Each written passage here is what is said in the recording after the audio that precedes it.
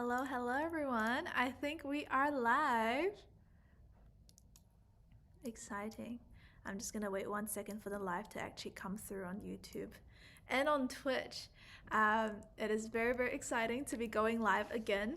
Today we are going to be doing an AI project. So let me bring that up. And wherever you are in the world right now, I hope you're keeping well. I hope you've had a good day, and I hope you are ready to learn. Okay, so today's project is about Cursor and building a mini Spotify web app with Cursor. Let me show you our amazing project guide here. So this project is going to take us about 2 hours to do together, but it is easy peasy lemon squeezy. So you bet that everyone will be able to make it to the finish line. And by the way, if you're ever stuck in this project, just know that the NextSound community is here for you. There is also something called Ask over here that's gonna be here to answer any questions that might come up, as you do this project today. So what we're gonna be doing today is we're gonna be a more efficient builder and set up the Cursor AI IDE right. I don't know if you've heard about Cursor yet, but if you have, built like software, if you've built an app before, it's very likely that you built it with an IDE. So an IDE is basically like a code processor or an app that helps you with writing code. It's kind of like how Word helps you with writing documents, helps you with writing text. Now, Cursor, when it came into the scene, like in the last 2 years, it really got everyone shook because it has AI features built in it's kind of baked into the application itself.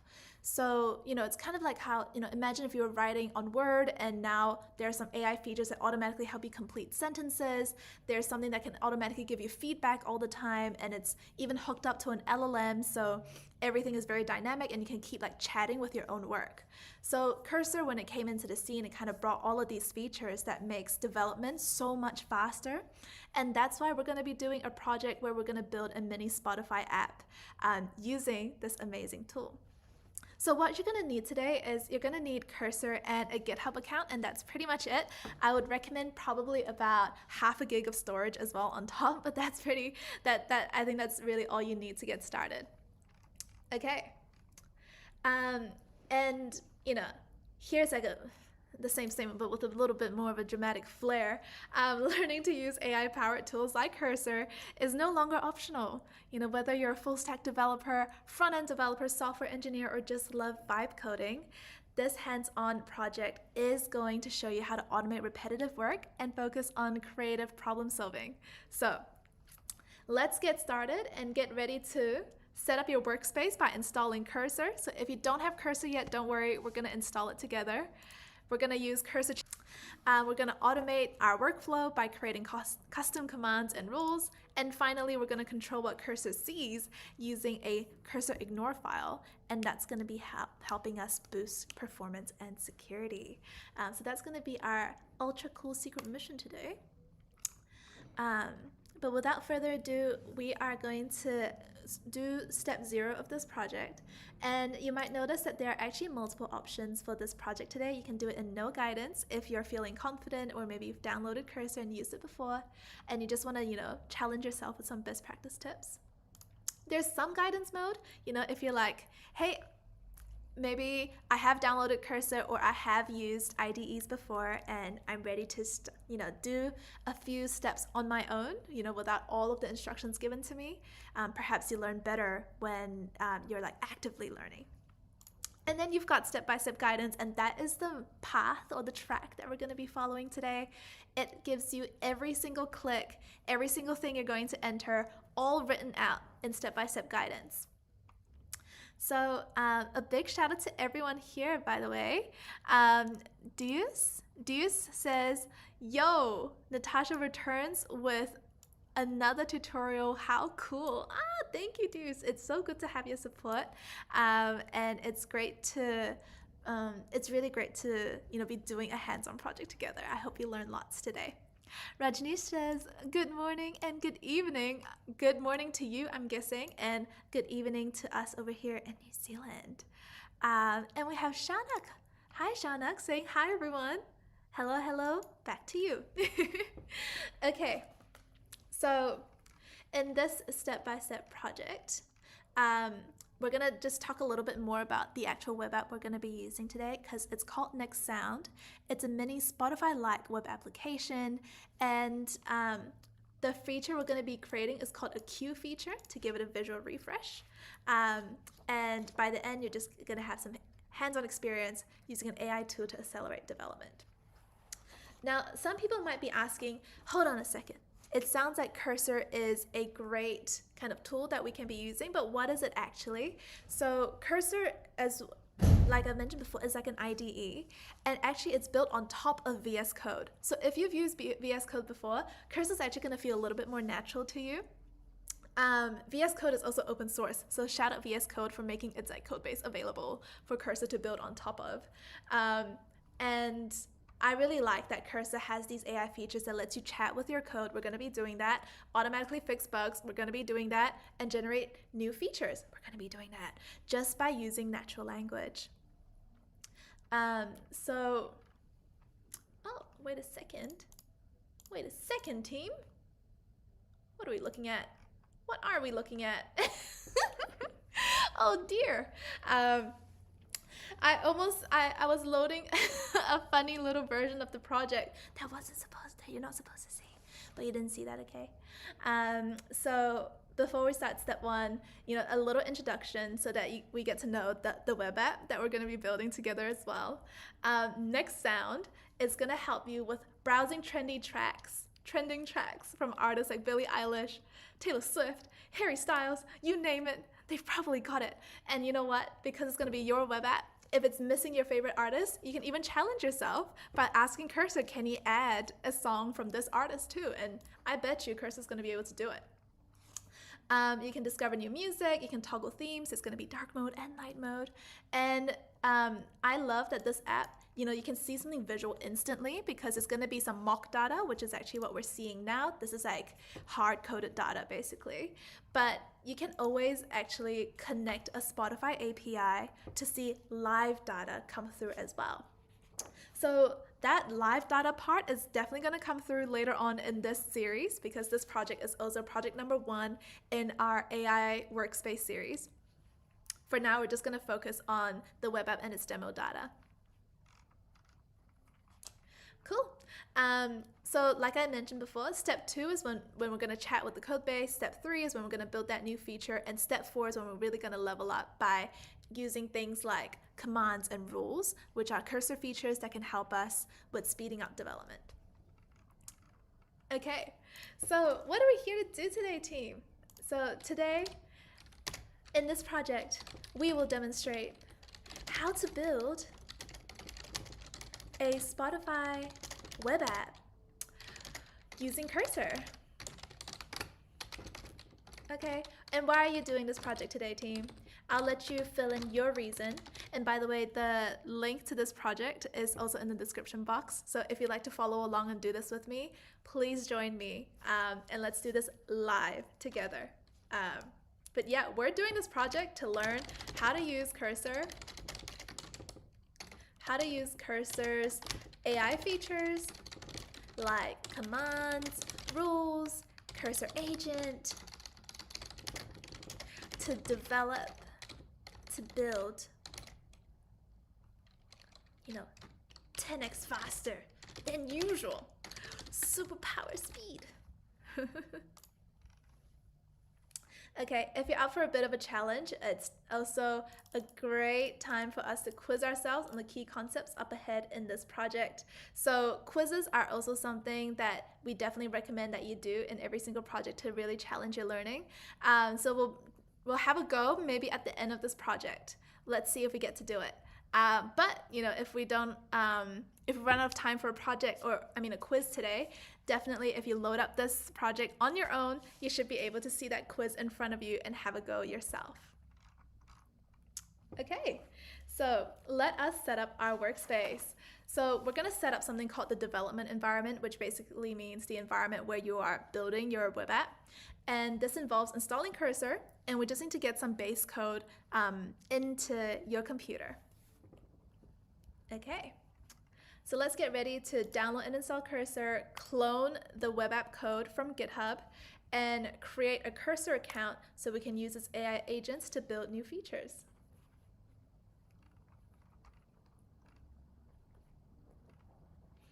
Cool. In this step, we're going to install. What are we installing, team? What are we installing? If you don't know what we're installing, I'd be really sad. No worries. In this step, we're going to install Cursor. We're also going to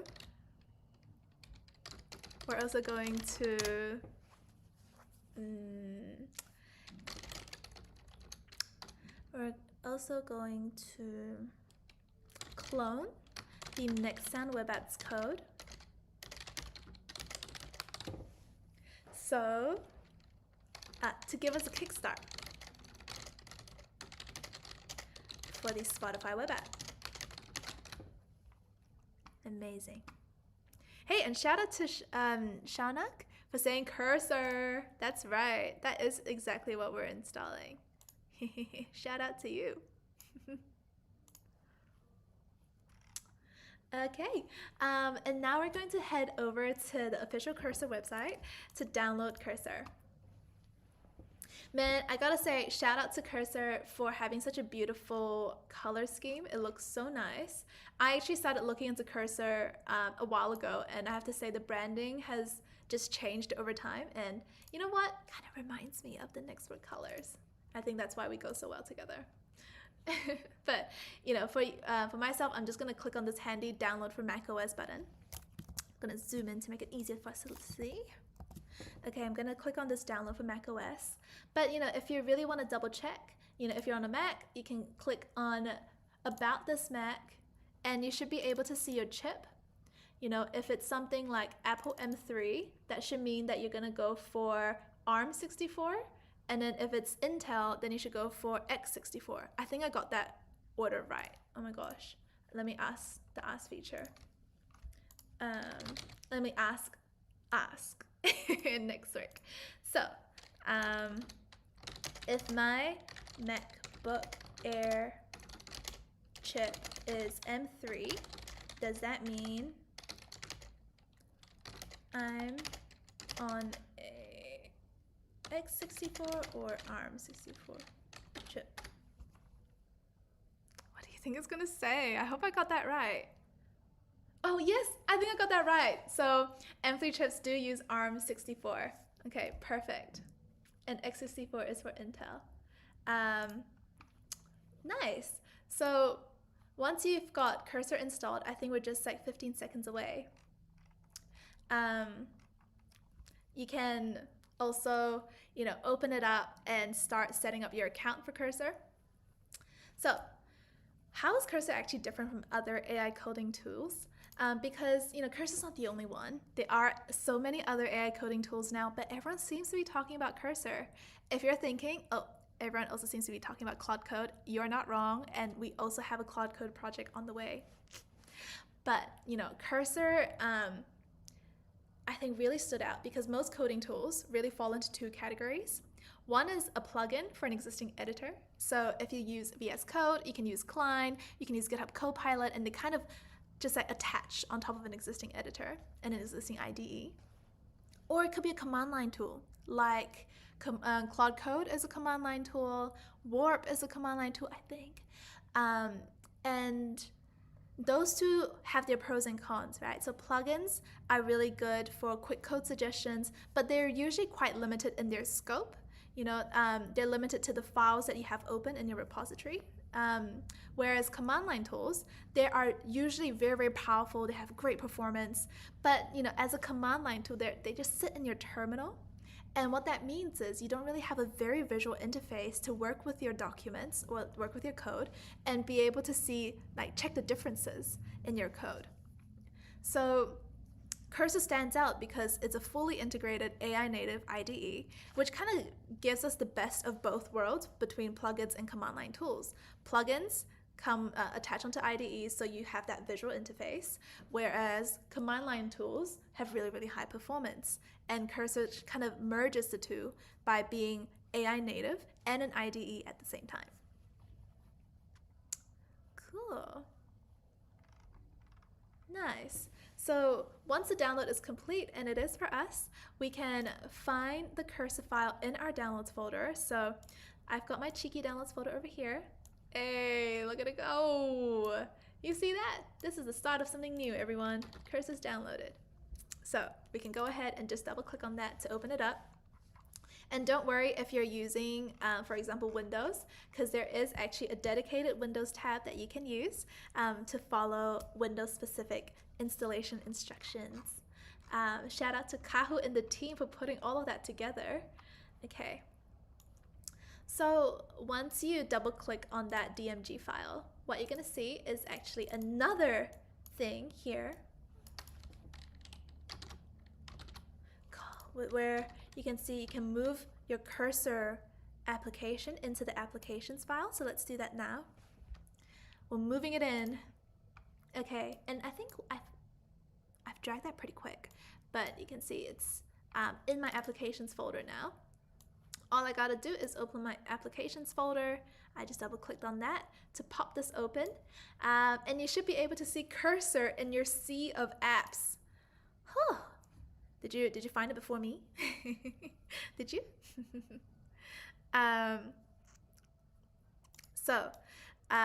What I'm going to do is just double click on that.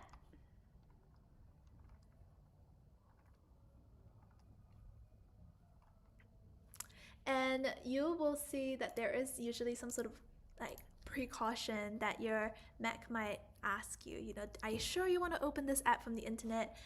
It is safe. Cursor is safe to use. So let's click open and get started with Cursor.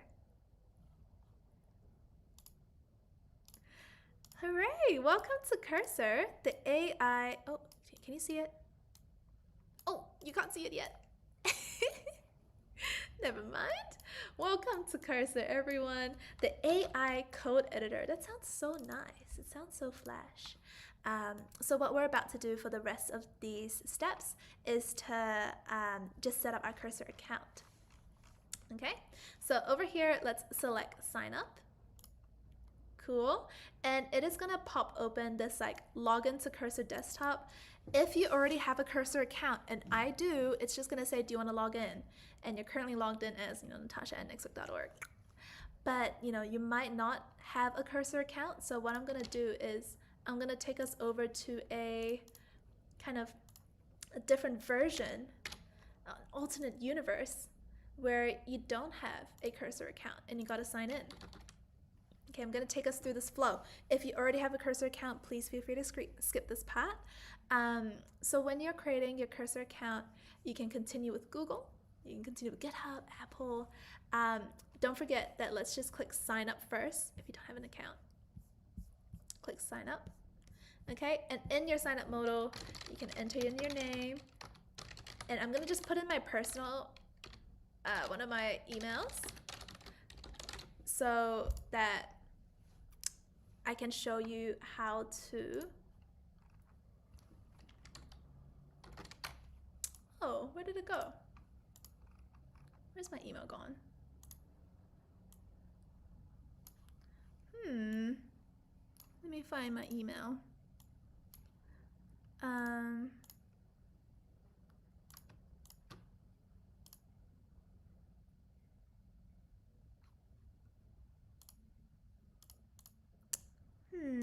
Seems like my email isn't showing up, team. Where did it go?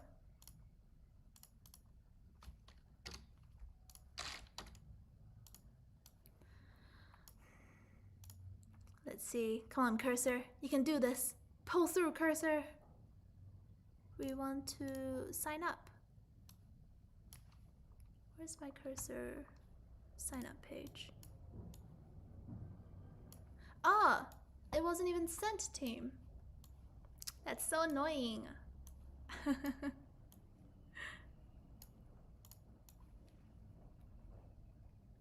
Okay, so you can click on here to continue with email code so that Cursor will send you a code to your email. And on the other side, you should be able to receive this email that says sign into Cursor. You requested to sign in, got this 0 minutes ago. And here's my one-time code. All right, here we go. Let's sign up. Let's get there. And now I'm seeing, you want to log into Cursor desktop. I'm going to say yes, log me in, please. And open the Cursor app. Okay, I think that's the sign up flow done. Feel free to return to Cursor. Nice. All right, welcome to Cursor. You can see this page. I'm back into my desktop app, and you can see that it looks a little different now. Yeah, because I can, instead of saying like sign up or sign in, it actually just tells me like, do you want to import some settings from VS Code, or do you just want to go straight or do you want to skip that and actually, set things up from scratch? Oof. And what I want to do is set things up from scratch. So let us click skip and continue.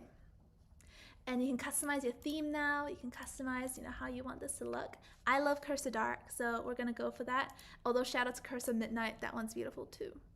Continue. And now we can click, set up a few key bindings. In my opinion, using key bindings from VS Code is probably the simplest way to do it. I think key bindings, if you're not familiar, by the way, are basically like keyboard shortcuts, kind of like how Command-C is a key binding for copying something, and Command-V or Control-V is a key binding for pasting. In this case, here are some like popular key bindings for different features we're about to explore with Cursor. Don't need to worry about these now, by the way. You're not expected to like already know what these mean. We'll just click continue. And this is another thing in every single person's setup experience. It's data sharing to help improve Cursor for everyone. So this basically means that Cursor by default does learn from everyone's code, but you are in control of this. You can turn off at any time in their settings page. So we are going to be doing that, okay? Right after we set up this account, we are going to be turning on that setting that keeps your code private. But in the meantime, we do need to take that to say, I'm fine with Cursor learning from my code, or I'll turn it off in settings. So let's click continue to keep on going ahead. So we've got some review settings. Do we want to be able to open Cursor from the terminal? We don't need that today, so we'll leave that off. Don't need to click install there. And for language for AI, this one I just pick for auto. You don't need to manually configure anything here, so let's just click continue. Yay! Here we are. Oh my gosh, Cursor, let's get this started. Let's get this party started. So as you can see, if this is the very first time looking at an IDE, it can feel a little bit like, what is going on here? There are all these panels, there are all these icons flying around. So we're just gonna do a 5-minute quick tour of the different elements of this screen. First thing is a search bar. This search bar is one of the handiest search bars ever, because every time you work with code, you're bound to be working with a bunch of files, like a lot of files, hundreds, thousands. And search basically helps you search for file names, like specific files by file name. And there are also commands that you can search for as well. So you can go like angle bracket, and now you can search through all different kinds of functions or features that you can use in Cursor. By default, you're on the free plan. You can always upgrade if you'd like to, use Cursor even more.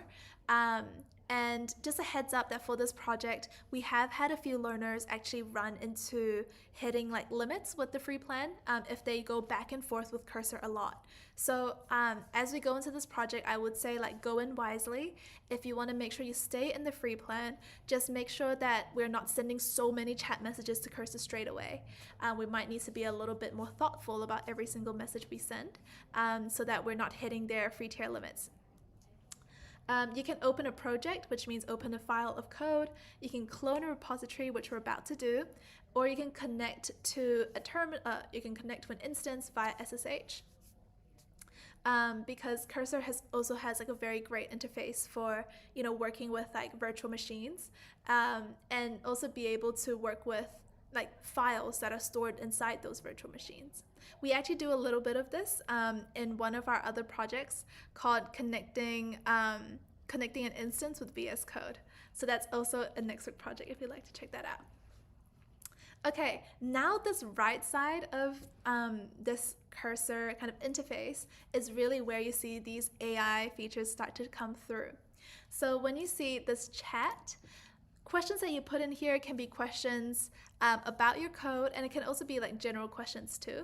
So you can literally say, how can I use Cursor? I'm sure that's a common question. We'll see what it says. Whoa, look at it go. Already Cursor is kind of like having a chat GPT that's built in for your code. Really, I think it's like the most simplest way to think about it. It's a very intelligent tool, honestly, because the moment you load in your code, it now becomes like a chat GPT for your code because it understands it inside out. But yeah, there's so many different ways you can use Cursor, and don't worry about reading all of this. We're going to be going through some best practice tips for Cursor in just a second. Hey, shout out to everyone, by the way. Rajni says, I really like that this project was done on 2 different operating systems. Yeah, that was a big project. We've definitely have so many Windows and Mac OS learners. So why not both? And yeah, welcome. Aw, thank you so much to Yoke for welcoming me back. And Kareshma saying, hey Nat, good to see you back with a new project. Yeah, so many more new ones coming up ahead. It's exciting, everyone. It's very exciting. Okay.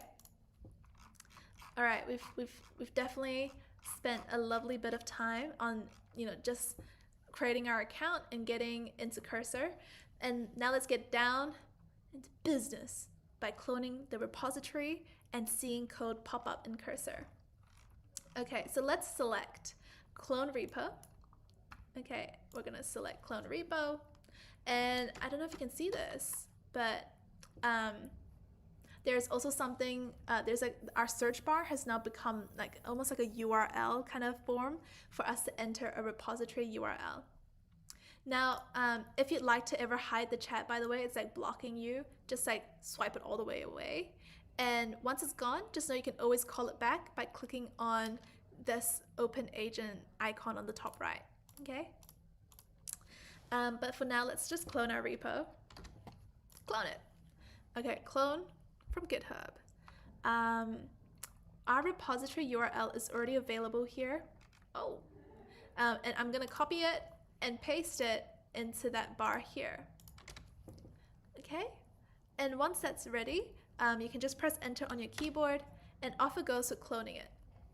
So you can select your repository destination, which basically means where do you want to keep your copy of the code. I'm just going to select the desktop because that's the easiest place to grab things, but you can definitely pick anywhere you want. All right, so off it goes with cloning it. It's already done, and it asks you, would you like to just open your clone repository now? Of course. Open that up. Okay, so welcome to your code.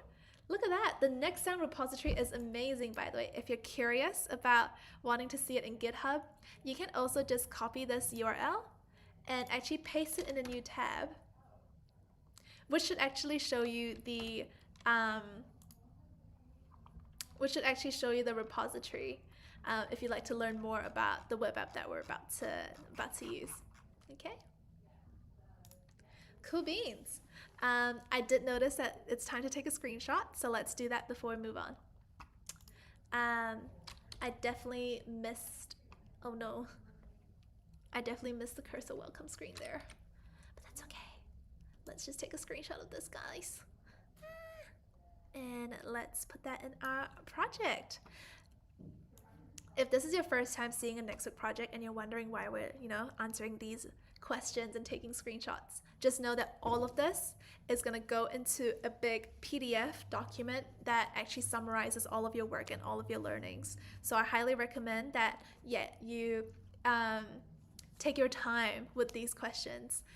The more time you put in, the better your responses, and the more amazing your documentation will be at the end. Okay, so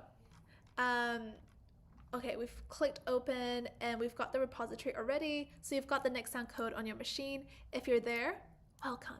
Okay, this is like an awesome milestone to get to. And by the way, if you're curious about what Git is and GitHub, because we literally just like cloned a repository and suddenly there's code on our screen. And if this is your first time doing it, just know that basically what was powering all of that behind the scenes were two big things. Git is considered like a time machine for your code. You can install Git into your computer so that you have kind of this tool that you can always call at any time to say, hey, can you please remember this exact version of my code? And Git is going to say, okay, cool, like let me just like store this version. And if you ever need to wind things back to this exact milestone, like just call Git again to say, hey, rewind things back for me. So Git was basically born as a version control system. But actually Git is also now known for being very helpful for collaboration because of tools like GitHub existing as well. Because GitHub is, which is where we got the code from. This is almost like a platform where everyone can host their code and people can, download each other's code and build on top of each other's code. And how Git is used here is that you can always, pull this code, make your changes, and save your copy of those changes in your own GitHub repository as well. And we're going to be doing that actually later on in this project. Later on in this series, maybe not in this project specifically. Okay, so now that we're here, why don't we actually use Cursor to get to know our own code? We're going to copy this, which basically asks Cursor, explain this web app to me. How are the files organized? What does this web app do? And please be concise. Okay, let's put that in and let's press enter. Yo, what is Cursor gonna say? Okay, so you can see Cursor is scanning some files to quickly understand the app's purpose and its structure. And look at that, it's already telling us about how the files are organized. It's telling us about what the app does, which is awesome. I'm actually surprised by how much detail it's giving me, considering that we actually very specifically asked to please be concise. But at the end of the day, the better the quality of your prompt, the better the quality of this output. Maybe I could have said like, just give me 5 sentences total to make it really concise. But because of our handy Cursor chat, we now know that the files are organized in this way. We've got the root of this repository, which is everything that you can see with the at a glance here. That this is a Vite TypeScript React app, and there's also a server. And this server we probably won't be using much, at this stage. But if you've got an API, a real Spotify API key, this becomes very, very important. And then you've got source, which also has all of these pages. And once we run the web app, you're going to see that there are different kinds of pages or different versions of the same page. And source basically controls that. There's things like reusable layouts and UI primitives, which are basically like components or parts of an app.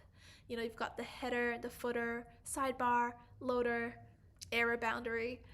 So it's a great way to actually understand, different parts of a web app. How is that actually organized in the code? And moving on from that, the NextSound web app is a music discovery UI for browsing different kinds of tracks. It runs in 2 modes. So there's a demo mode with the mock data and the Spotify mode if you connect it up with the Spotify web API. Okay. So that was a great intro to our web app. And this is the part where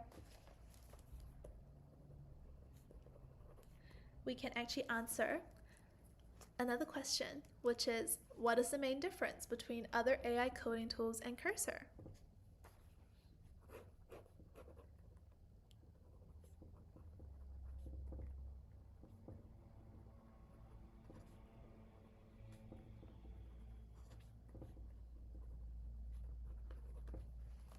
Okay, so Cursor is an IDE, i.e. a program for developing code, for development, for coding, with AI baked into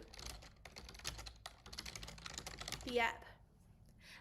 It stands out because other AI coding tools are typically plugins to an existing IDE, e.g. Microsoft Copilot. Oh, GitHub Copilot.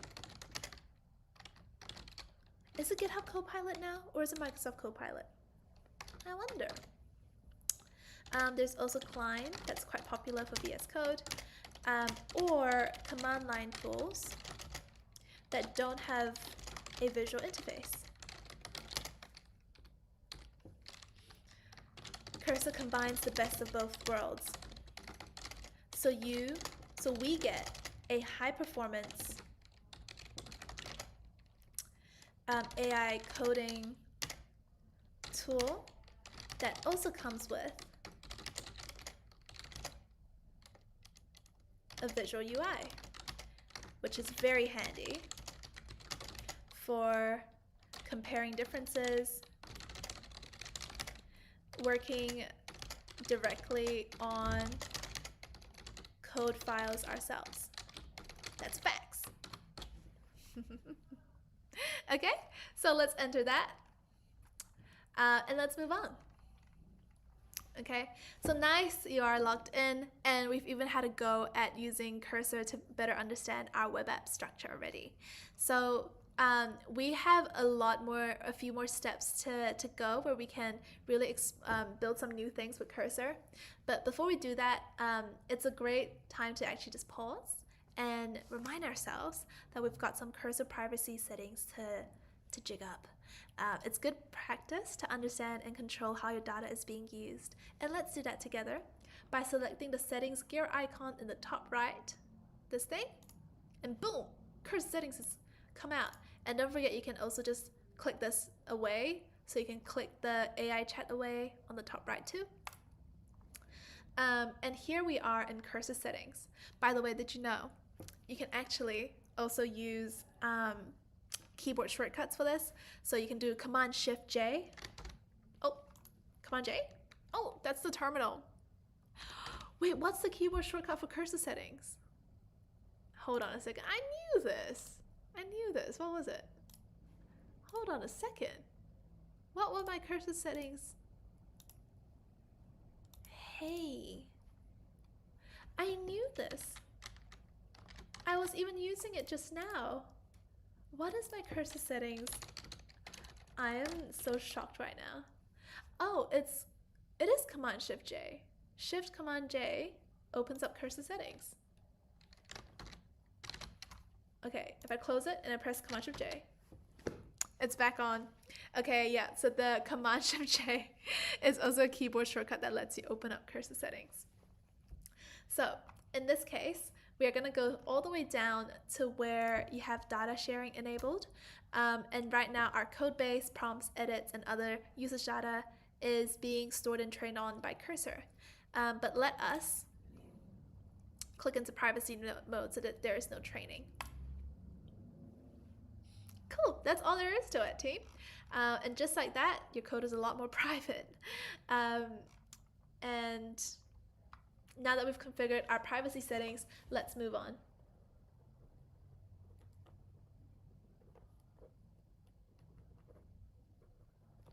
All right, let's close that settings tab. So we're good. So we're setting up. So our workspace is now ready for the next step. Cool.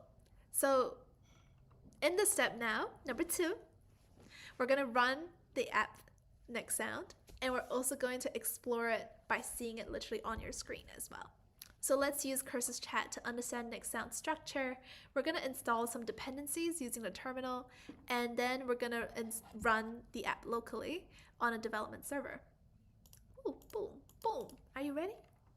Are you ready? I'm excited. So in this step, we're going to run the NextSound web app. Okay? This is because running the app is the best way to confirm I guess it's like one of the best ways to understand what the app does and visually confirm that the changes that we're about to make work. Cool. So, oh, I can see it looks like I've accidentally repeated the steps here because we definitely have done our time with clicking on this icon on the top to explain the web app.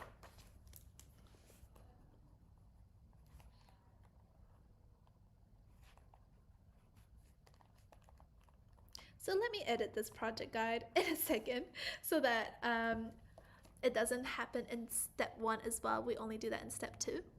But you know, if you've already done it because you've been following this video, look what you got. You are far, far ahead because we already have an explanation of the Cursor web app in our screen already. Okay. But one thing we didn't get to do is talk a little bit about what is Cursor chat, because you know, this is honestly just stunning. The fact that you can chat with your code. It really didn't become a thing until just recently. So let's have a little timeout to understand what Cursor chat really is. So the chat in Cursor, you can think of it as a conversational kind of coding partner. You can ask it questions about your code. You can tell it to write new code for you, which we're going to do in the next step. Or you can even ask it to fix bugs for you. It is aware of your entire project, so it gives you highly relevant and context-aware answers.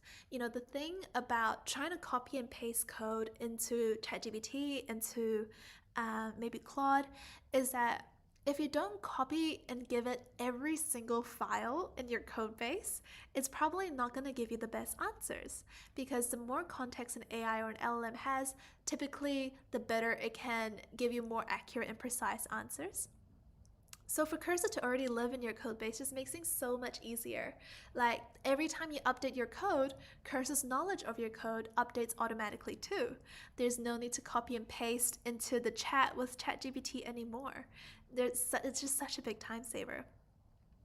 So how Cursor actually understands your project is that it actually reads and analyzes the files in your repository, in the NextSound repository you cloned. And this reading and analyzing is called indexing. So whenever you ask a question, the LLM inside Cursor is actually going to take its time to surf through all of the files that's in your code base that's indexed and try to pull together the most relevant pieces of code and analyze it to give you an explanation, to write a new feature, to help you fix something. Indexing is huge.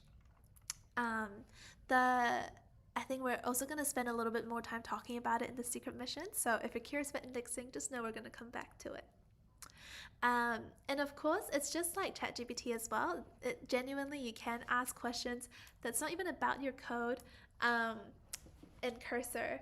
So shall I even just like start a new chat?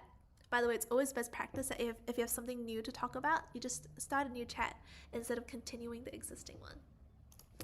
Give me a joke. Let's see what it's gonna say. In the meantime, aw, thank you, Mahesh, saying good evening, Nat and Maximus Maya. A great good evening to you too, or a good afternoon or morning. The joke is, why do Java developers wear glasses? Because they don't see sharp. Cursor, please. Okay, so now again, we've got our explanation of the web app already, so we can skip this part. But before we go, you might notice as well, there is this cheeky little percentage icon over here. And this basically also says 11.4% for me, but it says 11.4% of context is now used. Again, this concept of like indexing is starting to come back. Okay, so context is all the information Cursor has access to when it answers your question. In Cursor, this includes your open files, the selected code, and chat history. When it says like 43% context or 11.3 context, it basically means that Cursor looked at that percentage of your project's files to generate an answer. Context is definitely something that you would just want to keep an eye on, because a larger context window basically means Cursor is seeing more of your project at once, which usually leads to more smarter, more accurate answers. Like it really knows what it's talking about. But there's usually a trade-off, because using more context can typically be slower, and it can also be more expensive, because that Cursor now needs to process more data to respond to your request. So the reason why you can always see it at a glance is so that you can always have an informed decision around, if my context is getting a little bit high, and by the way, anything beyond 40% is when it's time to like start thinking that, do I want to actually ask my question in a new chat so that I'm a bit more efficient, instead of like trying to load everything into the same chat and like the context is now racking up to maybe like 80% or 90%. We want to avoid that as much as we can. So yeah, this is the Cursor percentage kind of badge, if this is your first time seeing it.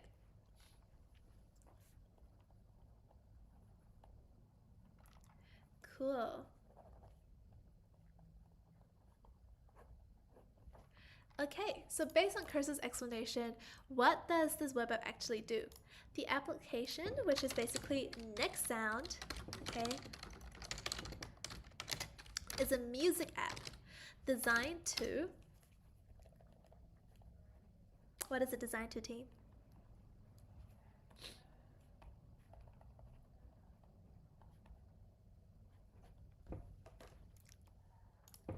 Okay, so NextSound is a music app designed to, oh, actually, I can actually do the split screen now. Oh my gosh, I'm so silly. I was toggling back and forth all the time, and I totally forgot to actually just use the split screen today. Okay, okie dokie. Hey now. Alright. Cool. So NextSound is a music app designed to help users discover the latest trending music, from Billie Eilish to Lady Gaga and Olivia Rodrigo, whoever it is. Rodrigo? I think so. So from Billie Eilish to Lady Gaga and Olivia Rodrigo, come to NextSound to find all the hottest tracks at a glance. This app, I will say this is a Vite TypeScript React app, and it comes in two modes. One, demo mode, where you are seeing mock data in the app. And the second one is, Spotify API mode, where you connect the app with Spotify with a real Spotify API key, so you get live data. That's sick. All right. Nice. So let's run NextSound to see this app come to life, shall we? Oh my gosh, it's already been 50 minutes. Definitely time to see the web app team. So to get it running, we're gonna first get a terminal going.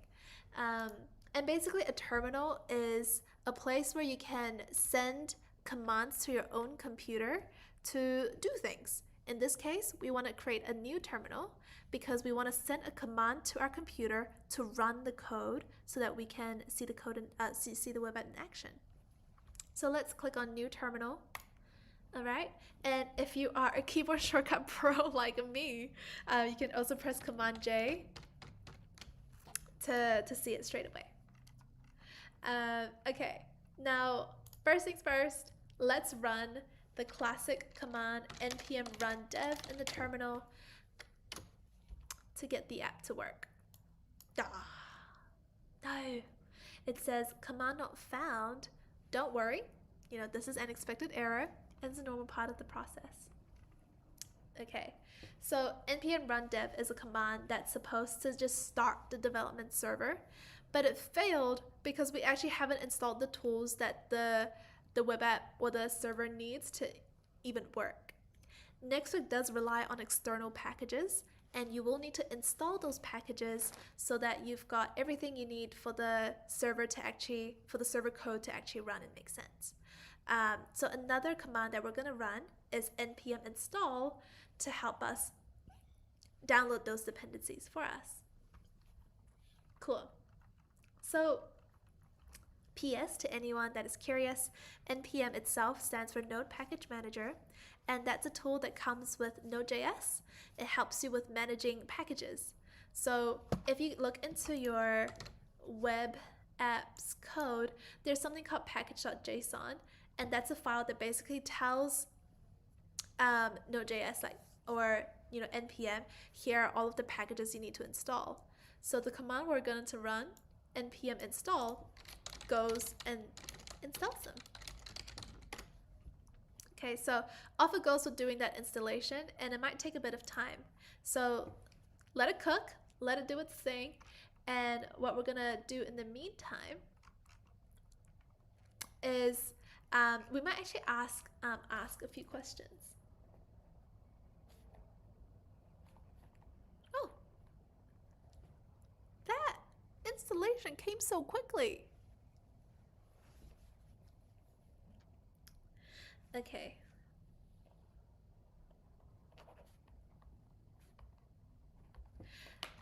I wanted to call out that Harsh has a great question here. Harsh Patel says, which tech stack are we using? Well, isn't that a great question for Cursor? Let's see Cursor's power in action, okay? So let's ask Cursor, which tech stack are we using? Please be concise. 3 to 4 sentences max.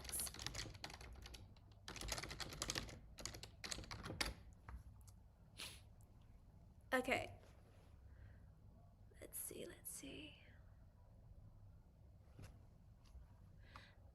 And while this answer is coming together, I might actually use the NextSound ask to ask a question about the project guide as well. So I'm gonna click open ask, and I'm gonna ask my next question. I might actually just reset my chat so I can ask my next question, which is on npm install. Tell me more about npm. Oh, let me move myself away. I'm blocking your view. Tell me more about npm run dev. What does this command do? What does this command do? Oh my gosh, 2 chats running at the same time. We're gonna learn so much, team. We're gonna learn so much. Okay, so to Harsh Patel's question, which tech stack are we using? It looks like the front end is with React and TypeScript with Vite, Tailwind CSS, yes, and ShadCN UI. Shout out to ShadCN. It was definitely a huge part of me creating the UI for this app. The state and architecture, we've got React context and custom hooks. There is a small Node server for local needs, and there is also a local music API with mock data and a Spotify API integration as well. So I hope that answers your question, Harsh. If there are any other questions you've got, I actually feel like the next week ask would be very smart. Should be able to give us the answer, or you can ask Cursor. Cool. Let's see. Oh, shout out to Deuce, by the way, for saying, hello, Natasha. I missed the directs with that joy. Thank you very much. I started learning with you with your video, and it got me hooked on DevOps. Are you through with the DevOps challenge? Shout out to you, and great to see you here. Okay, so npm run dev was the other question that I had. And this command is used to start the development server for a project. It typically runs scripts defined in the project's package.json file. That file comes up again. Yeah, and as you can see, npm run dev might fail because the dependencies that it needs, package.json, haven't actually been installed yet. So why don't we just run it again? Npm run dev. You can press the up arrow key in your keyboard to revisit commands. So in this case, I press my up arrow key twice, and that's why you can see npm run dev again. Let me just do that again. 1, 2. Oh, wrong terminal, I think. Oh, not the right terminal. No, that's such a fail. Okay, but let me just do that again. npm run dev. Sometimes if you press up, it might be referring to commands you ran in another terminal, which is so silly. I can't believe that happened live. But let's run npm run dev one more time. Okay, and now you can see I did an error right away. And in fact, there's also, this looks like a success state. You know, it's a success state when you can actually see, you know, local, and there's a link to localhost where you can view your web app, and there's no error message in red over here. So these are all great signs that tells us we are ready to see our web app. Okay, so let's hold Command or Control and click the link to open the app in your browser. Okay, that's me now. Hey, look at you go! Look at you go! If you're getting your web app running right now, like, hype moment, hype moment. This feeling never gets old. Welcome to NextSound, which is the web app that we'll be using throughout the series, and I love scrolling through this app. It's just so beautiful, it's just so satisfying to look at. And I'm gonna put myself back in this corner. So as you can see, we are looking at the mock data right now because we're in no API mode. Okay, we're in no API mode, but you know, this mock data already looks great. What's your favorite song in this selection of music? Do you have a favorite song here? You can actually even toggle into light mode. Check it out, check it out, check it out. Hey, light mode looks good. Light mode looks good. I hope the web app gives you a beautiful experience when you run it in your computer too. If I had to pick a favorite song from here, ooh, there's so many good options. There's so many good options. But I gotta say, shout out to Birds of a Feather, Kill Bill, and My Love Mine, All Mine by Mitski. Okay. Back to the project. Stop getting distracted, Nat. Let us put it here. But yes, for reals, if you have a favorite song that's being featured in here right now, please add it to the chat. Or if there's a song that's like, hey, how could you have not included that? Add that to the chat too. Okay. So we've had a look and explored this already.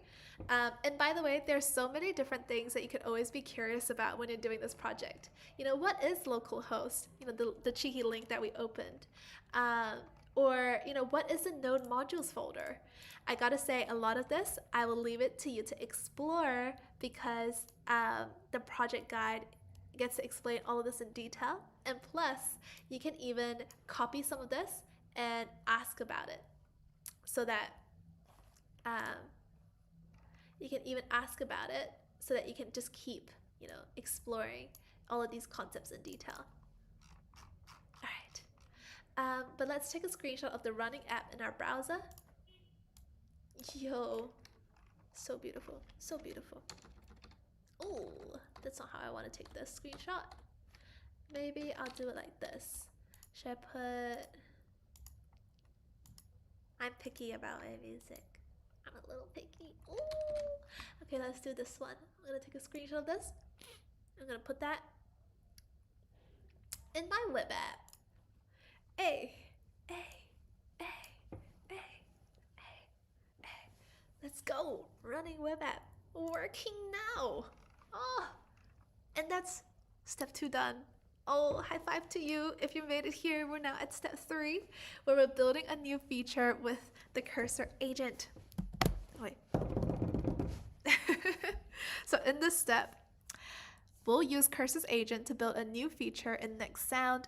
Your user should be able to cue the music in your web app, right? You know, currently this feature does not exist. We're just an explore page right now.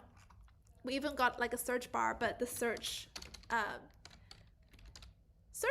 works.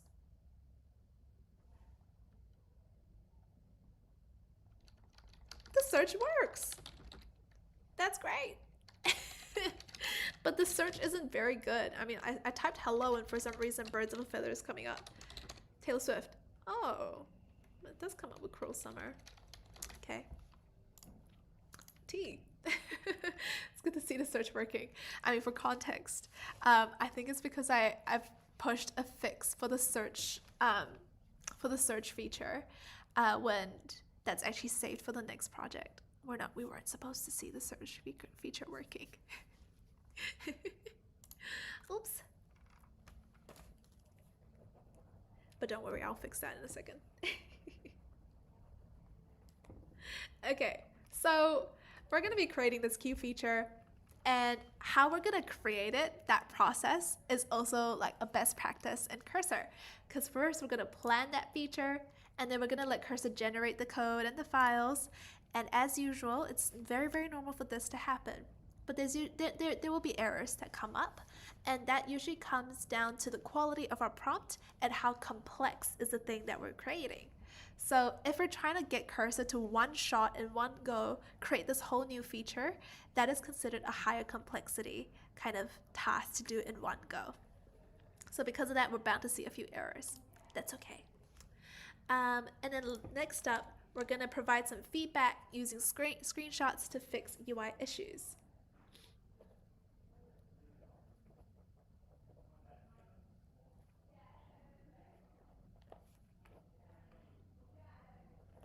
Okay, so in this step, we're going to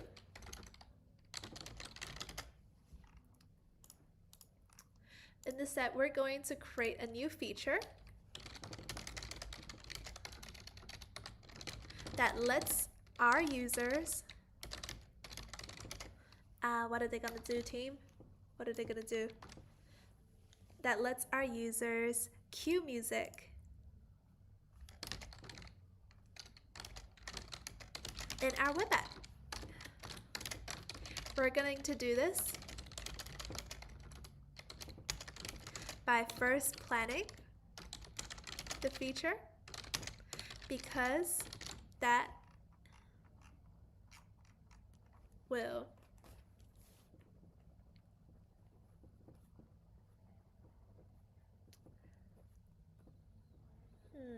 what should I say? We're going to do this by first planning the feature, because that will boost the I would say the level of detail and accuracy.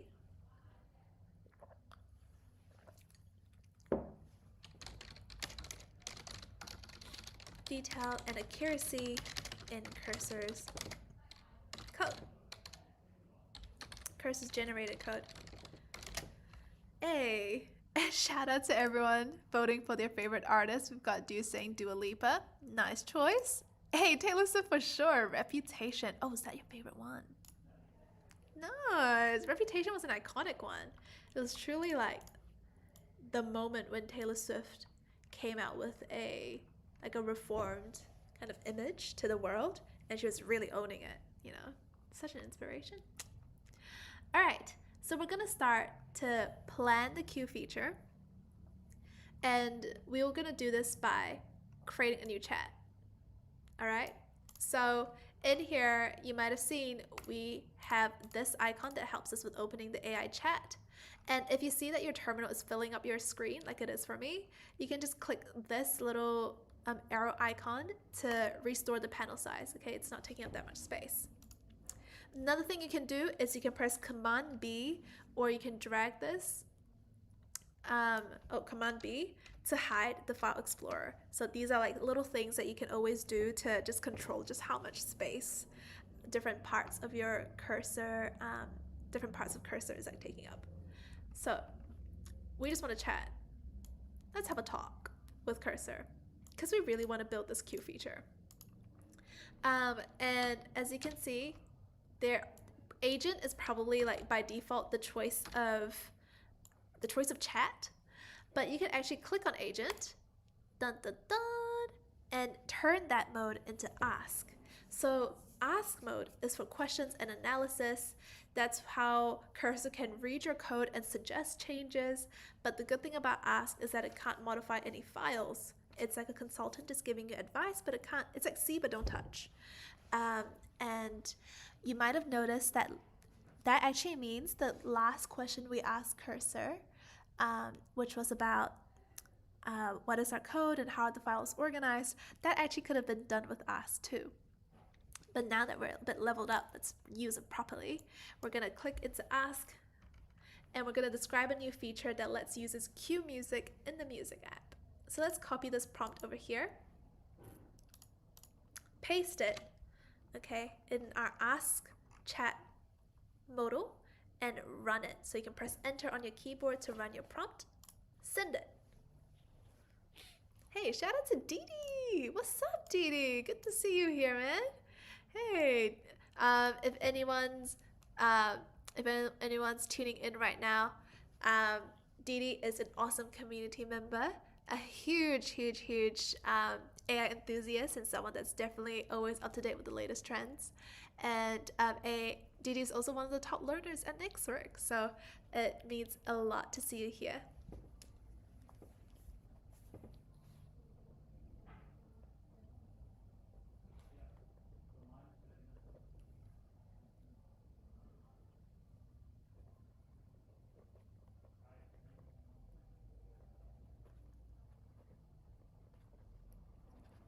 Righty. Oh my goodness. Look at how much cursor is now planning.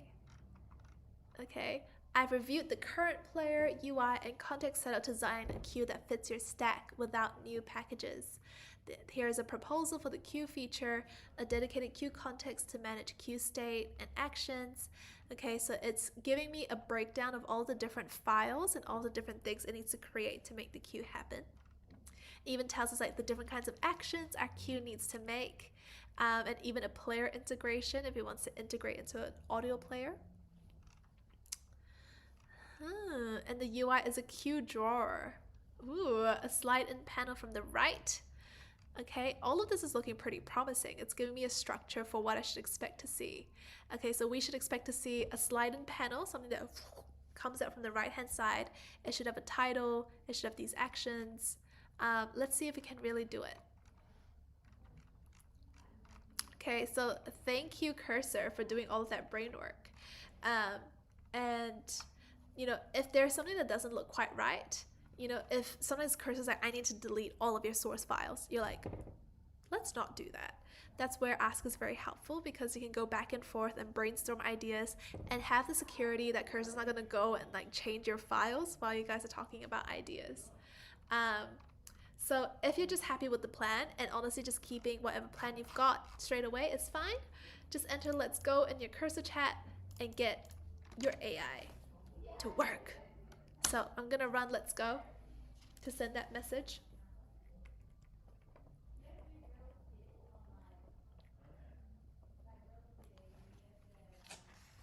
Okay, so off it goes with creating this feature, and this can take a little bit of time.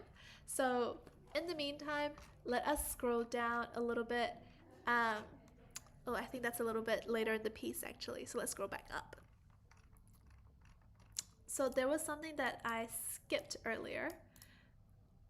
Okay, but it was, actually reading this prompt in full and fully understanding what we're doing. So we're gonna plan a change. I like to add a queue feature to our music web app. The goal is to let users manage their upcoming songs in a dedicated area. Well, I guess instead of upcoming songs, it should be favorite songs. So I would personally change that part of the prompt.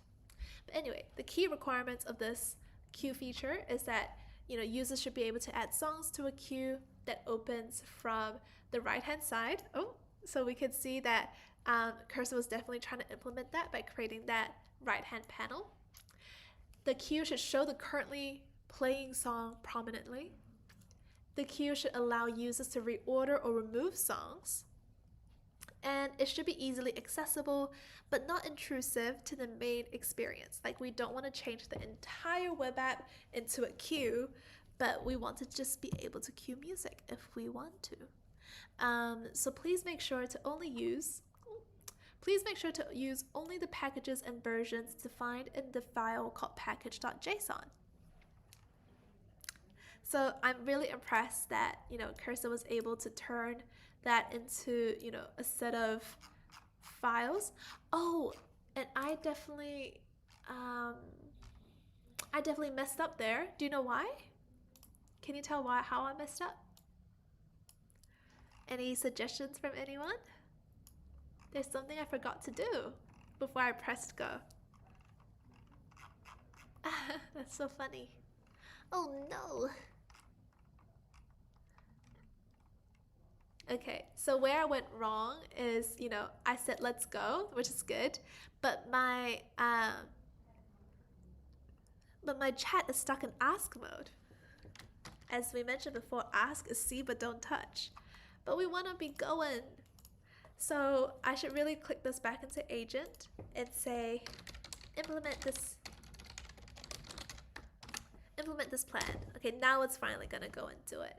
Oh, but I should have switched it to agent mode from the previous message, so it would have gone and done it straight away instead of just putting it in the chat that like this is how you can do it, here are all the files. Damn. Well, that's okay. It might just be another second, but as you can see, it can even think of a to-do list for itself, which is actually a great feature of Cursor. To-do list definitely helps it with maintaining like context so it stays on track, and it can actually complete your feature start to finish. Otherwise, LLMs can easily get distracted by different things and start to fix things that don't actually matter. So to-dos is a great feature of Cursor. Okay, so as you can see, Cursor is already starting to edit our own files. It's created a new file. Whoa, this feeling is so cool always. Just watching it like turn your idea into code and like implementing those changes for you. It's just epic to look at. And Didi here says, can you show the folder structure it's creating? Yeah, of course we can. If you wanted to see the folder structure of this itself, here you go. So this is the folder structure of the web app, and you can definitely pull this repository and use Cursor to explore the folder structure as well. For now, here are the main folders. It's just public, server, and source. Okay, so it's gone to make these files for us. Ooh. Let's see how it fares, hey?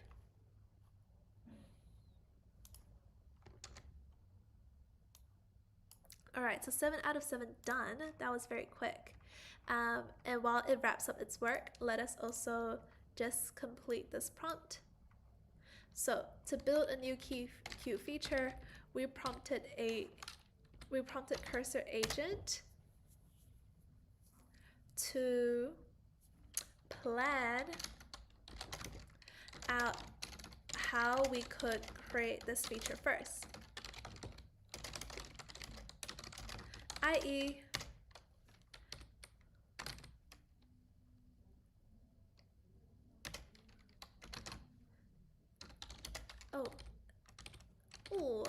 cursor agent, but i.e. in ask mode, to plan out how we could create this feature first.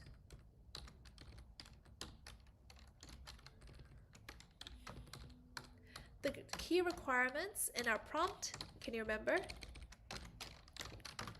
We're being able to open this queue from the right hand side of the screen, being able to see the currently playing song prominently, being able to reshuffle and delete tracks, and it should be accessible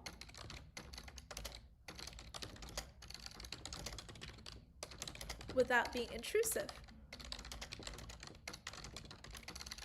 to the main project or the main app experience. Yeah?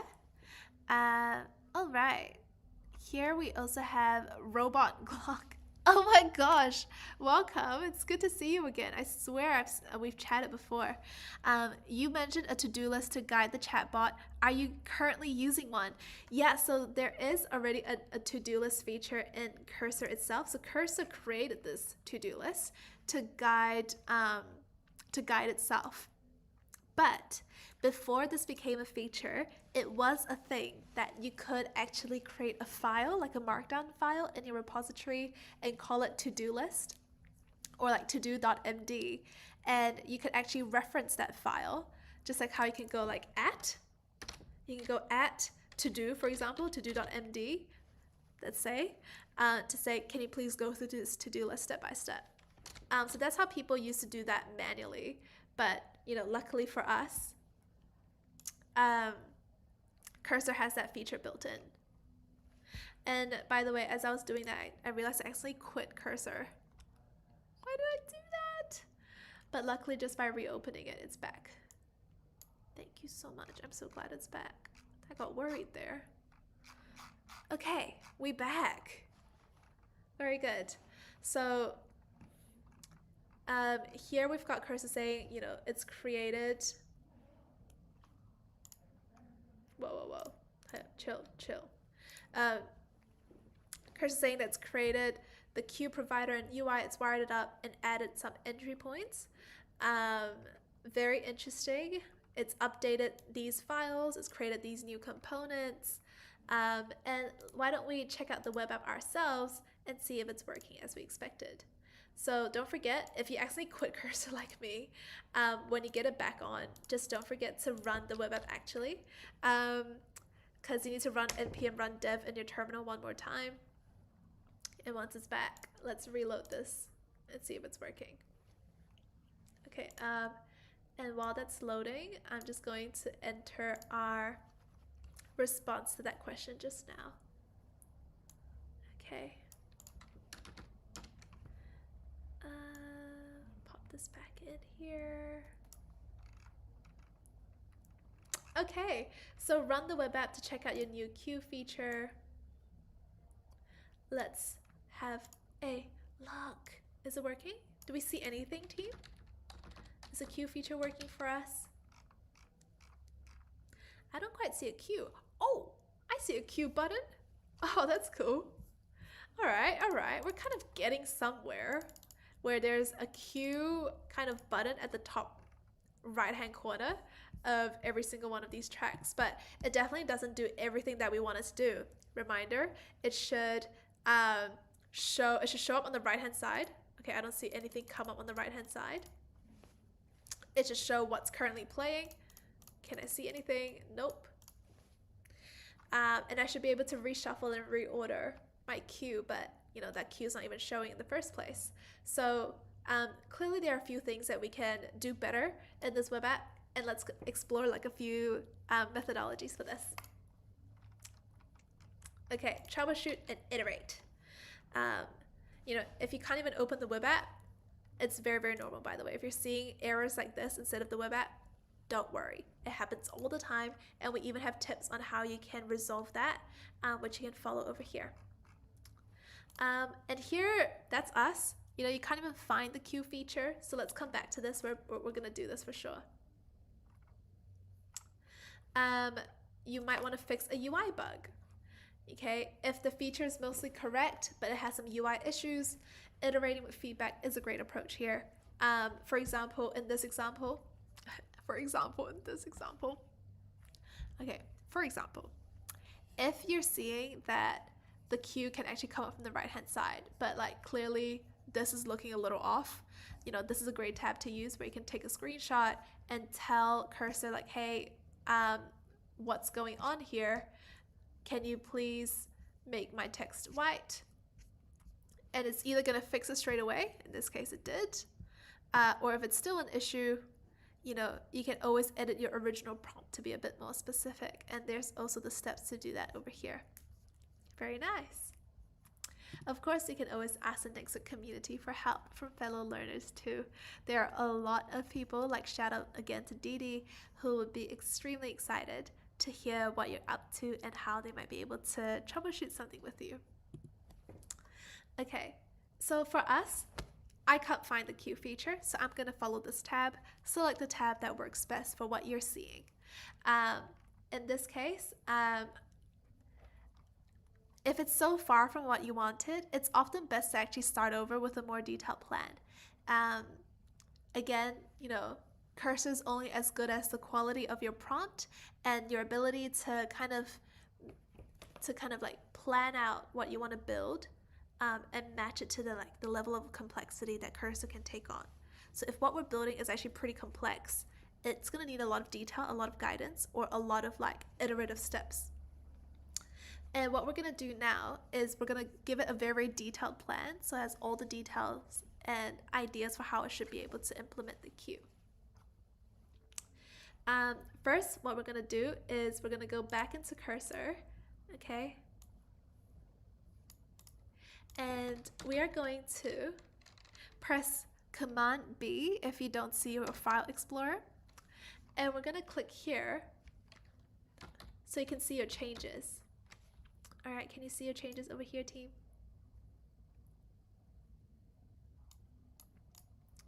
Okay, click on that. There you go. Welcome to your changes. Hey, why can't I open this? Come on, let me open this, team. Come on. Aw, doesn't seem to work. Can I open this further? Oh, there you go. Okay, so these are all the changes that our dear cursor agent has implemented, and sadly these changes weren't enough. So we're going to start over, right? And to start over, we're truly going to just discard all of those changes. It's okay. I hope we're not too emotionally invested in all of those changes that it's already made. It's honestly so easy to just try again and again and again. So let's click discard all changes. It's going to say, Aisha, you want to delete it? Yes. Yeah, just discard all 7 files. We're fine. So, and now we're going to create a new file in the root of NextSound. So let's create a new file like this. And here we're going to name the file plan.md. And this is where we can add detailed instructions for the feature into the plan. So if you don't want to write your own plan, you can download a pre-written plan file here and save it into your project's root repository instead.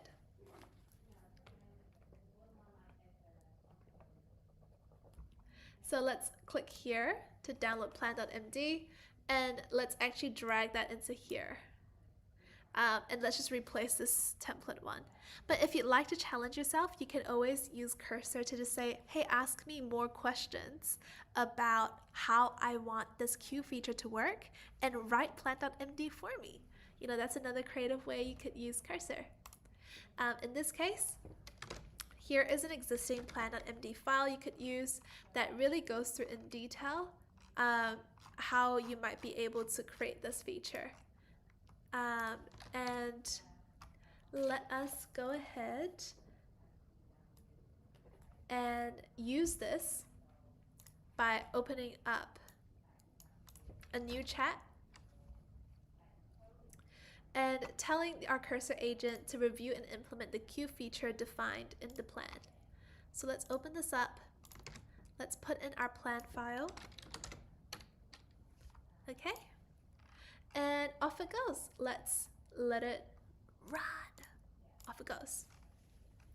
So cursor should be able to create a new, more accurate to-do list based on the detailed plan and get going with the implementation. So it is doing a lot of things where you can even actually hover over all of the searches it might make on the internet. Like, where's audio playback state and queue management handled currently? It might not be searches to the internet actually. It could be searches like into the repo, but it tells you the intentions behind those searches. How are tracks modeled and pass the components? Oh, interesting.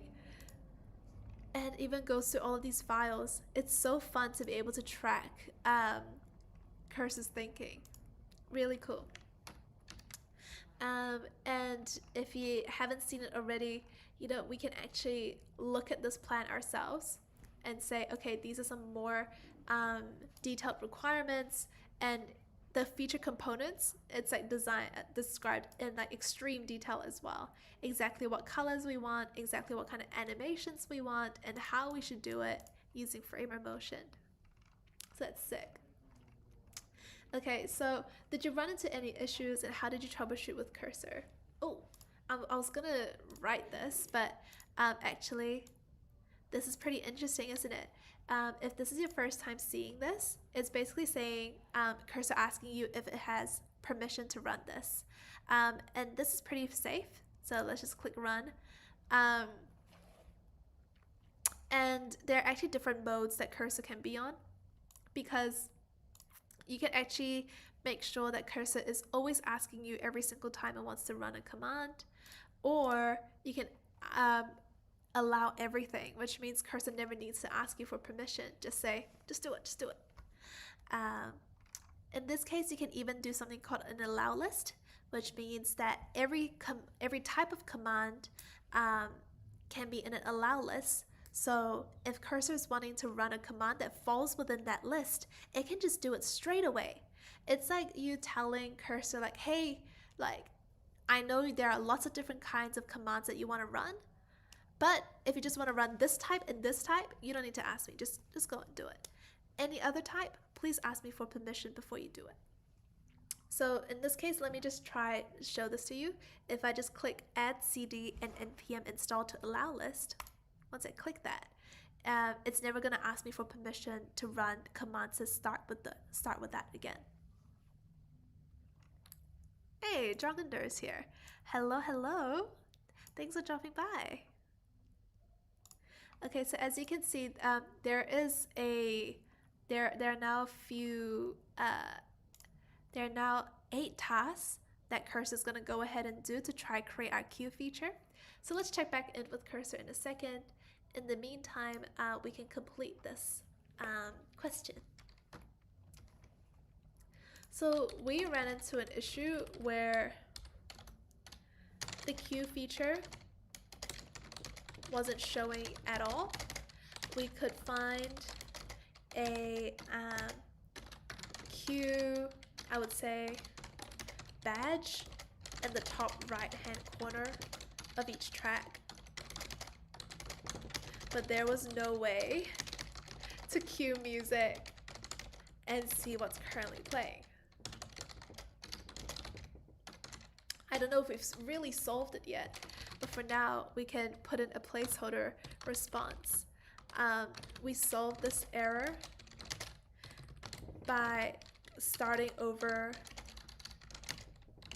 completely, removing all changes that Cursor's made to our code base, and instead building via following a very detailed plan.md file that tells Cursor exactly what components to make, which tools to use.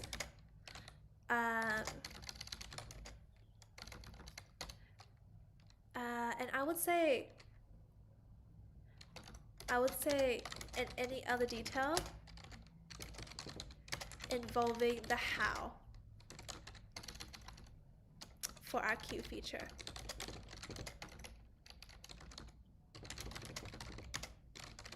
Yay! So we've kind of reflected in detail now how we might be able to troubleshoot with cursor.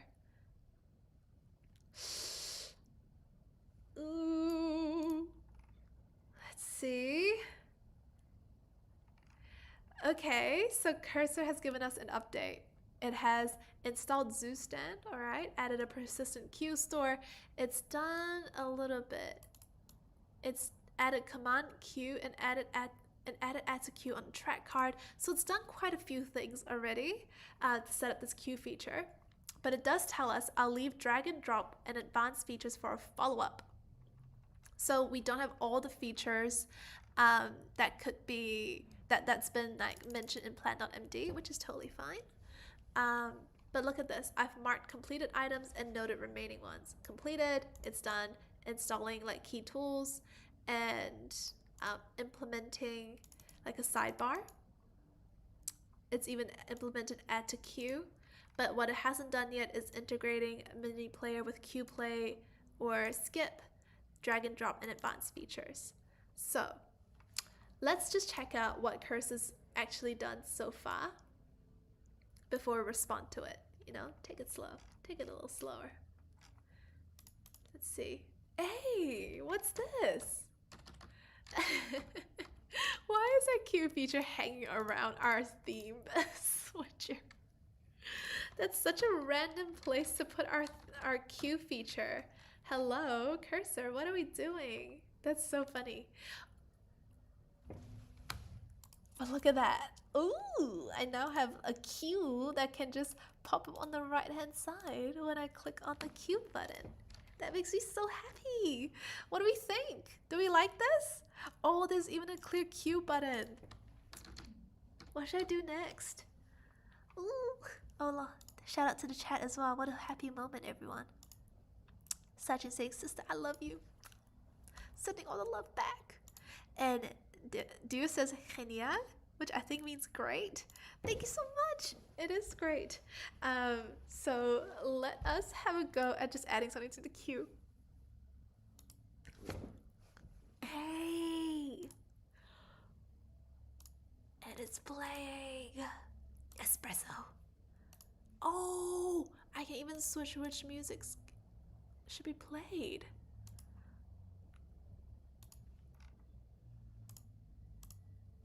Okay, so it seems like it doesn't work if I were to click on the track directly, which was kind of like my extension secret mission kind of task for it. But look at that. It could, oh, look at that. That looks great. I'm kind of happy with this. I love this. Oh, I hope everyone enjoys building their queue feature. Please have a go. Check it out. I hope yours is also just as fun to explore. Yay! Happy days. So I think that makes me pretty happy. I'm happy to wrap it up here with troubleshooting that error. Yes. But you know, cursor's actually very accurate in telling us that there are some things that it hasn't done yet. So shout out cursor for saying, hey, I haven't integrated the mini player with like playing and skipping, so there's no actual player that tells us like, you know, 1 second, 2 second, 3 second, like pause and play. That hasn't been really integrated yet, and we don't really have drag and drop yet, but I'm happy with leaving it there.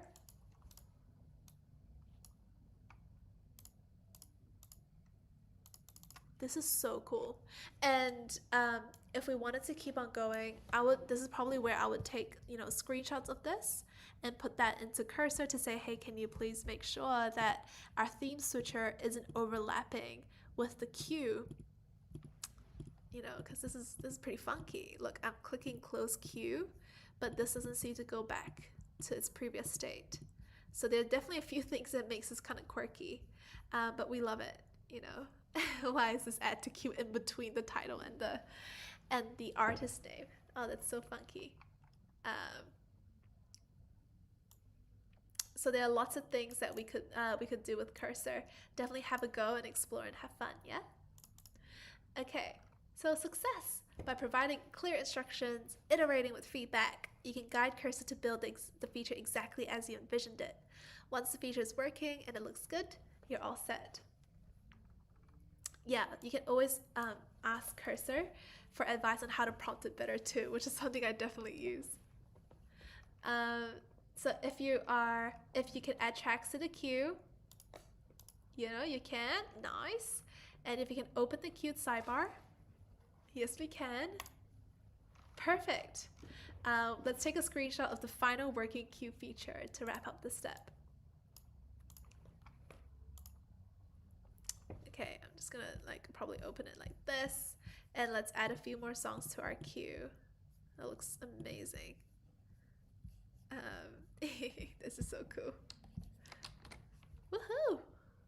I should probably just show it, like the quirky parts of it too, because you know it's a part of it. Hey, nice. And I'm gonna put that in my documentation. Shout out to Deuce for saying Spotify's gonna tremble when they see me doing my project. Heck yeah, that's so true. Spotify, watch out for Deuce. Well done. Well, that's step 3 all complete. So we're now in the final stretch, I would say, with step 4, where we're starting to speed up development with commands and rules. So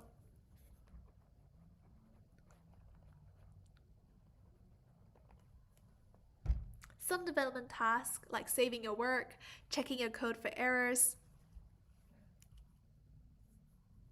following style guidelines, that pops up all the time. You know, we're going to set up cursor commands and rules so you can run steps with a click instead of doing them manually one by one. So this is, again, like ways for us to use the most of cursor. Let's try to be even more productive by creating commands and creating rules. So you can create a reusable command, you can define a rule, and you can also see how those automations really streamline your workflow. Let's get started.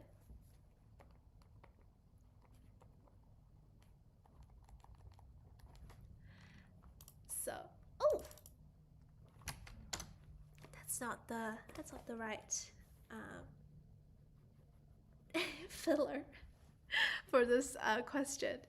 So bear with me. I'm just gonna make a note to fix that after this. But in this step, we're going to speed up development by creating cursor commands and rules. This is because both features can help us save time from repetitive work and be even more productive by making sure cursor is following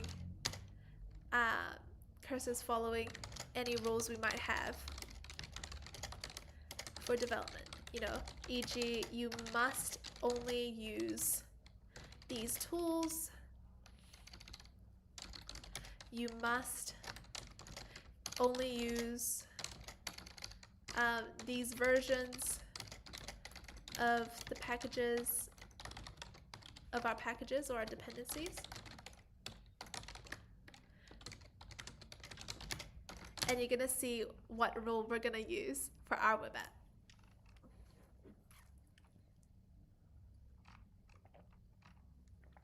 All right, so we're now in NextSound's root directory. And from over here, let's create a new folder. Let's create a new folder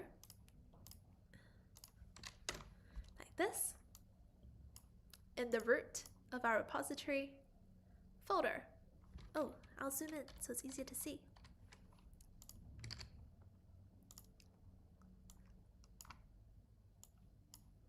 Folder, and we're going to call it .cursor.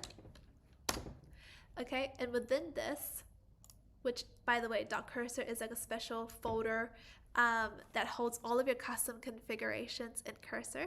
So that can mean commands, it can mean rules, I think it can also mean another setting called agents, and it will tailor Cursor's behavior specifically for this project called NextSound. Now, for advanced learners, Cursor, these kind of Cursor directories can live either in the project level, which is, you must follow these rules while you're in the project, or at the user level. You must follow these rules and commands no matter what project I'm doing, as long as I'm running this in my computer. Okay, so it's pretty cool. All right. Let's now create a subfolder, and let's call that commands. So commands are reusable prompts. It's kind of like, imagine if you store a command or you store a prompt in a command file, and now whenever you call it, cursor in your cursor chat is just going to go through that file every single time. So you don't need to copy and paste it from somewhere else. It's already stored inside your repository. That makes it perfect for automating repetitive tasks, so you're not always asking Cursor to do the same things for you. Okay, so let's give us an example. Let's start by creating one that's called update.docs.md, like this. And we can write the instructions for the agent here. Isn't it so cool that Cursor automatically knows we're here to write instructions for an agent? That's so awesome to me. A very, very cool way to customize that experience. I don't think this kind of instruction or this kind of placeholder text exists in other Markdown files anywhere else in the repository. And let's go ahead and just copy and paste this prompt. Okay, it says, you are a technical writer. Please update the README file for this project. And this is how you should do it. Analyze the current state of the code base. Identify all major features and functionalities. Update the feature section of the README. And ensure that the how to run section is up to date. Plus check for any broken links or outdated information. So this is definitely going to help us just update our README file very, very quickly. If you're new to README files, by the way, README files are basically the files that live at the root of every single GitHub repository. Let's say GitHub. And here is our README. And basically, if you want to know what is in the contents of the README file, just know you can just scroll down and look at that. This is the rendered version of the README file. So what we're actually asking Cursor to do is to automatically scan the current version of our code base and update this file to reflect the latest changes automatically. So you're not manually updating this README file yourself every single time. So wonderful way to use commands. Let's give it a go. Oh my gosh, I'm jumping everywhere today. Stay with me, team.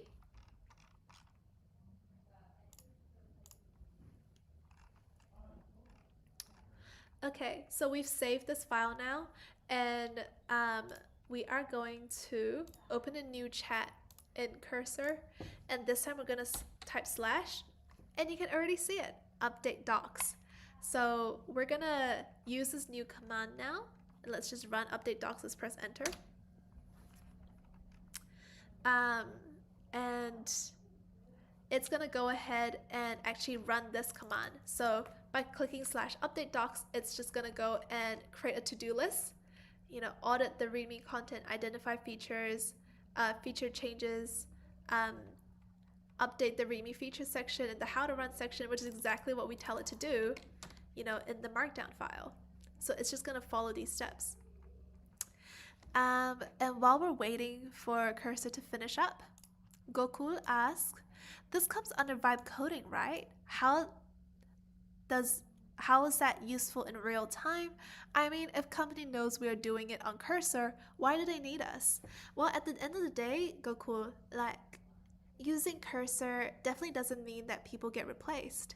It actually means people become more productive, they become more efficient, and honestly, the great thing about Cursor is that it really represents a new kind of era where things that used to be very time consuming can now be kind of offloaded into into like an AI tool.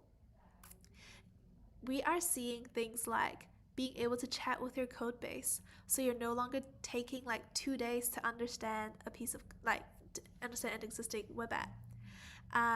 And honestly, you know, a company, for example, is what that means to them is that people are a lot more productive and they can actually produce more with the time that they have. So time is definitely a valuable resource for everyone, and if we're able to do more with the time that we've got, it's a big win. It really is a big win. So instead of thinking of it as a replacement of people, perhaps it does save a lot of time, which I guess some people might think of it that way. Like if you're saving me a lot of time, like maybe a person's not necessary anymore.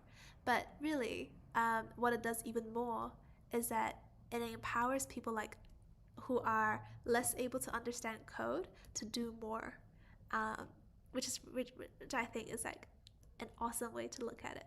An awesome way to look at the things that tools like Cursor can bring.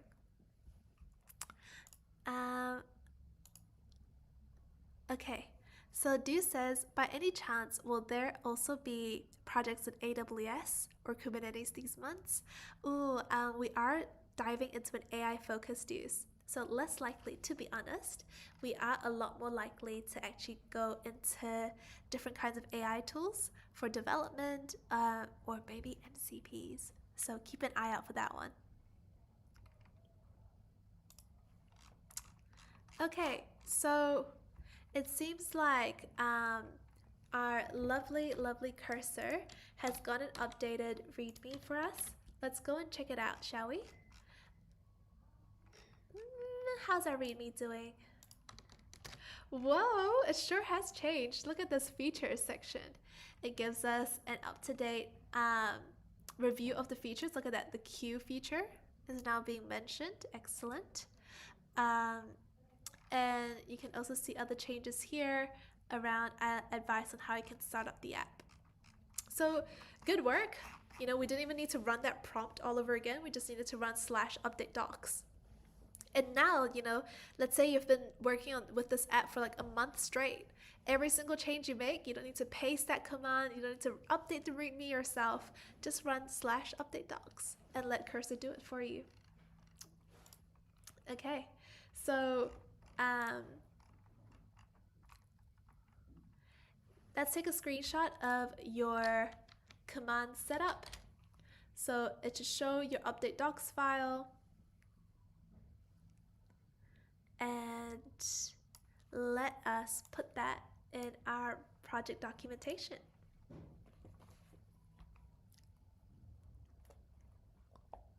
Cool. So let's hit done. And very, very similarly, you can see our project guide is also expecting the README to be all updated, which is awesome.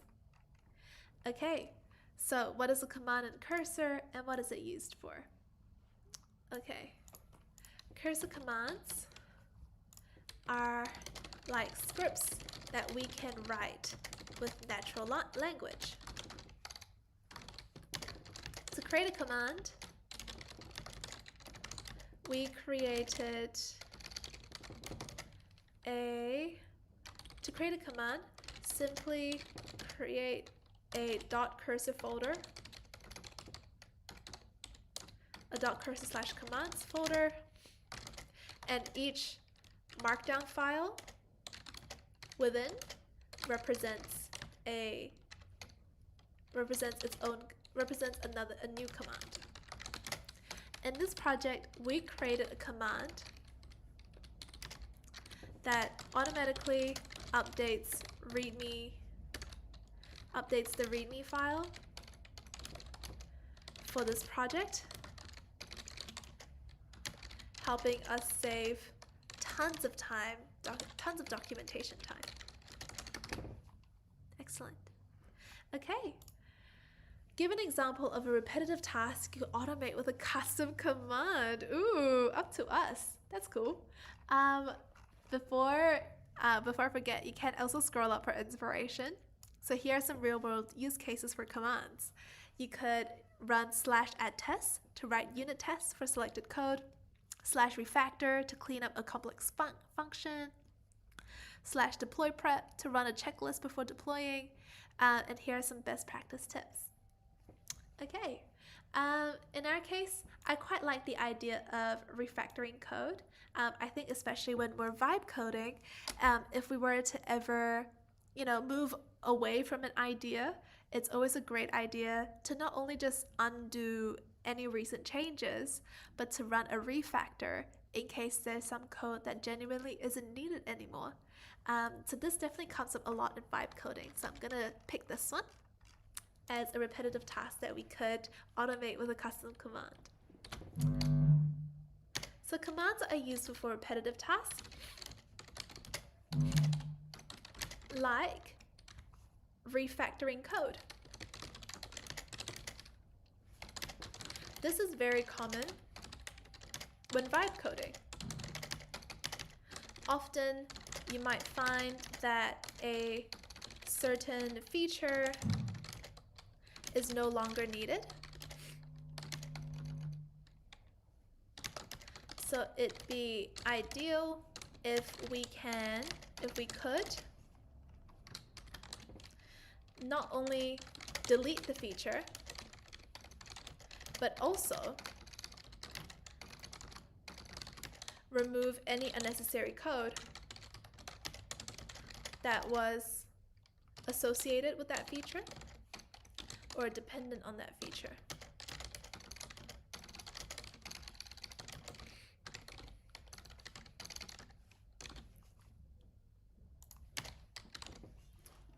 Okay, nice work. So in the same cursor folder, we're about to explore something else called rules. Rules are like instructions for cursor that can be configured to run automatically in every single message that you send cursor. They're used to enforce standards. So if you want cursor to always apply a specific kind of style, or you want cursor to respond to you in a certain way, use rules. So something that you could definitely do is you could tell cursor like, hi, I am someone that's learning how to code or learning how to build my own web app. My rule is always when you respond to me, you must treat me like a student and you are my teacher. And you must give me detailed instructions or detailed explanations of what you're doing. That's a certain rule that you could do to make sure that cursor behaves in a way that works best for you.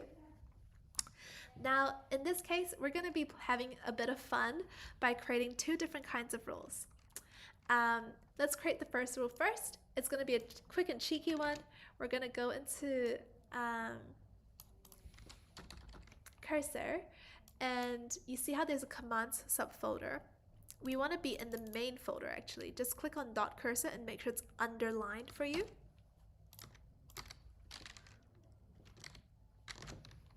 Okay, make sure .cursor is underlined for you. And we're clicking on new folder and we're writing rules. Nice. So under rules, we're going to create a new file called howdy.mdc. MDC stands for Markdown Cursor. It's a special file format used by Cursor to define rules.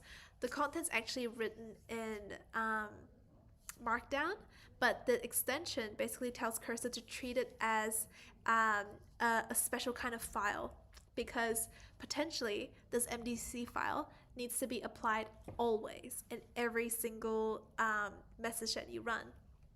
So those kind of specific instructions like, hey, every single message that I put in the Cursor chat, you should run this file, that kind of stuff makes it necessary for a special file type called Markdown Cursor. But let's create a file called howdy.mdc.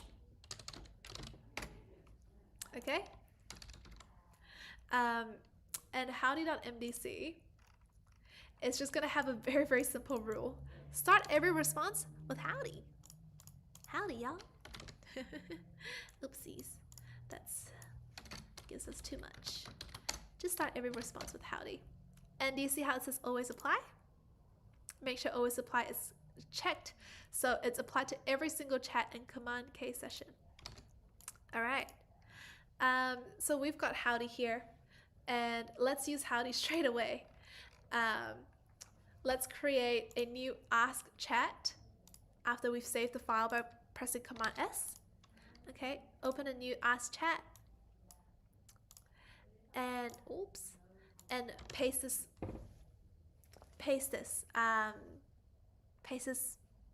message. It says, based on the description of this web app and @readme, recommend me some cursor rules. Please be concise. @readme. Let's just make sure it's referenced properly.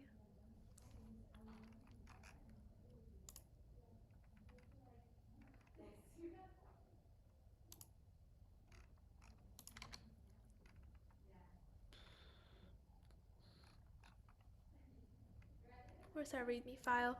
There you go. Recommend me some cursor rules. Please be concise.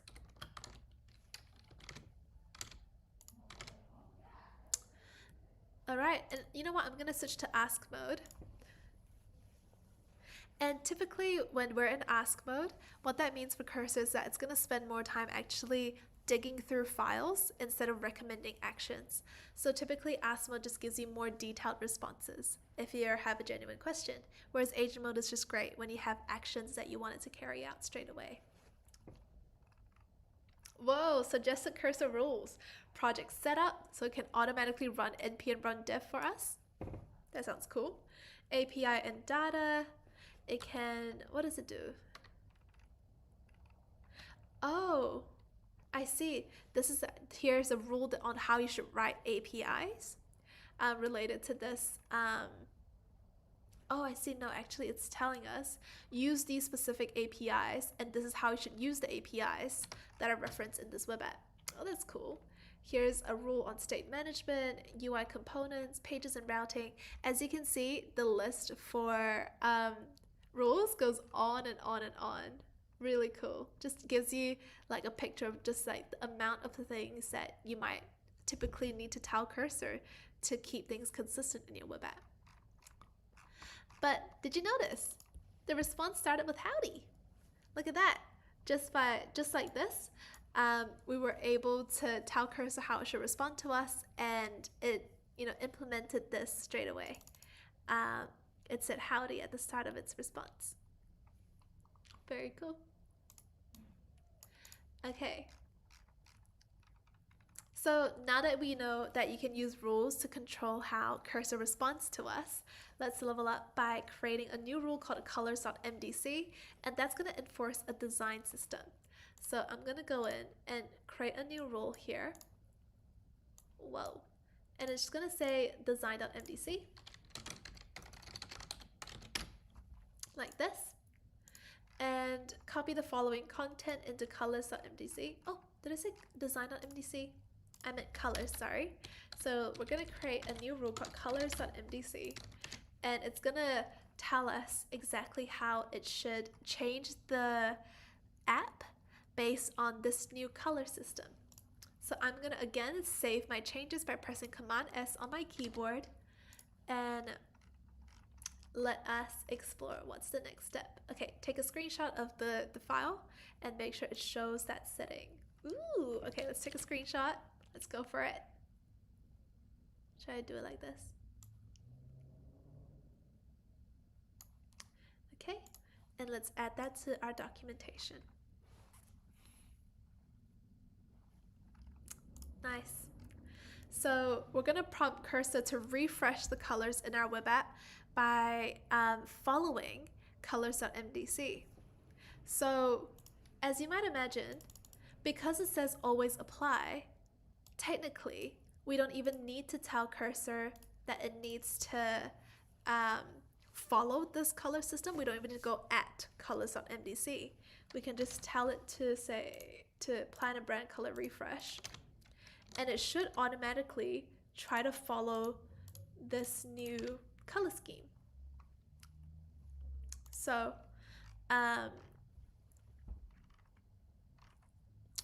we're going to run it now, and you know what, we're going to put it in agent mode and see whether or not it just starts implementing some changes for us. Off you go. Go, cursor, go. Okay, so while it's doing that, notice how there's this kind of like little book icon over here. This little book icon in the chat. This thing is actually a little visual icon for us to see just how many rules it's using. So attached project rules, we've got two that always apply. One is colors.mdc and one is howdy.mdc, and that's how you can confirm to yourself whether or not a rule is being followed. But yeah, that's super helpful. I always love these little visual kind of guides. You know, this context one is useful. Attaching project rules is useful.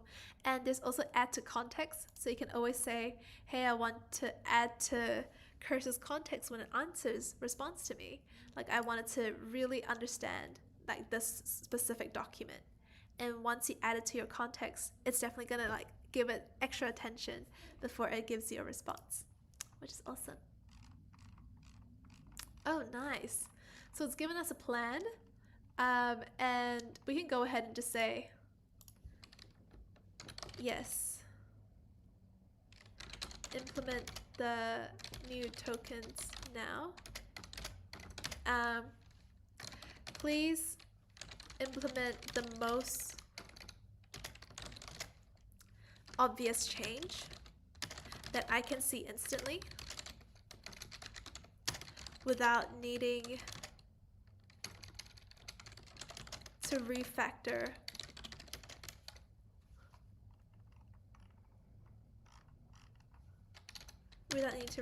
the whole app.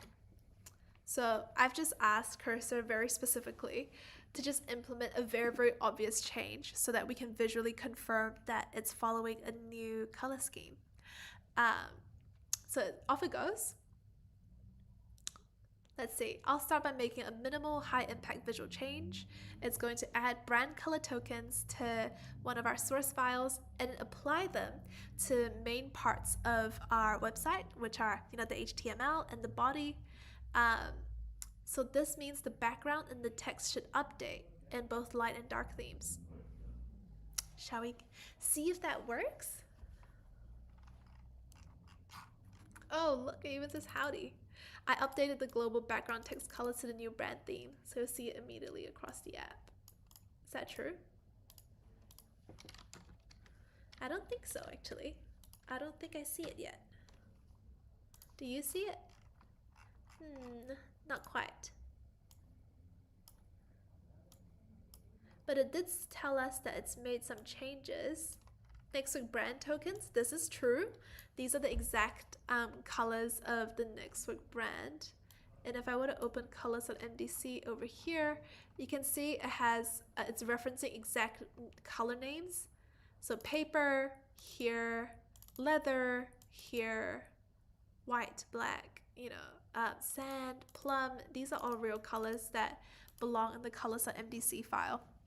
So we can confirm in this way that it's definitely using that rule when it's coming up with these new brand tokens. But I have to say I am a little disappointed that I can't seem to see that change straight away myself. Do I maybe need to keep these changes? I don't think so. Do I need to refresh something? Doesn't seem like it. Maybe you typically wouldn't need to rebuild for something like this, but I thought I'd do it just in case.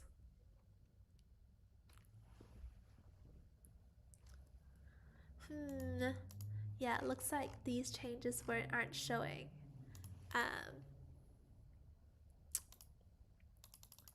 Is it? Oh. Yeah, I don't think it's really showing actually, because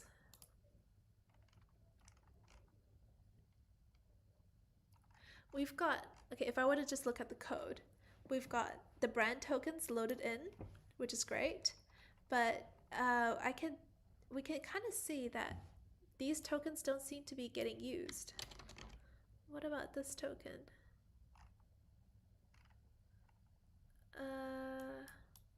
I don't think these tokens are being used either. Well, what if we could change the background color manually? So I want the background color to be plum to make it very, very obvious. Should I give that a go?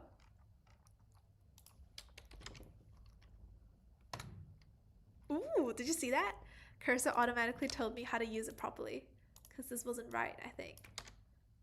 And I could just press tab just now to accept the suggestion. Ooh, it even gives me a suggestion on what I should use, which is leather. Don't know if I want to use leather, but let's give it a go. Let's give it a go.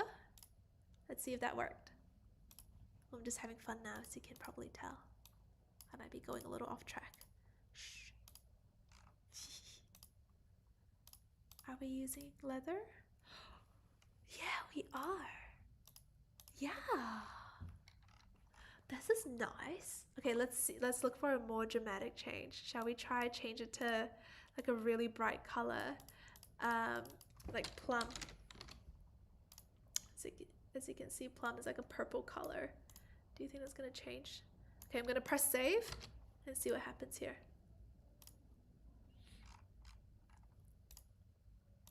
Oh, I don't think that worked.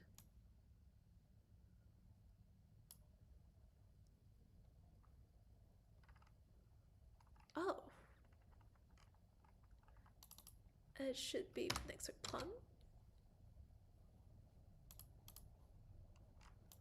Hey, where are we putting in the background colors? Dark glass. Is it here?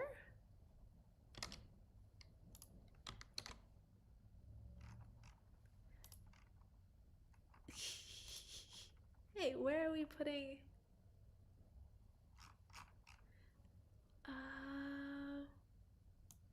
Let's see.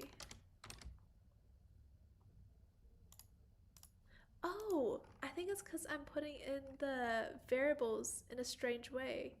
It shouldn't be pasted like this, like dash dash.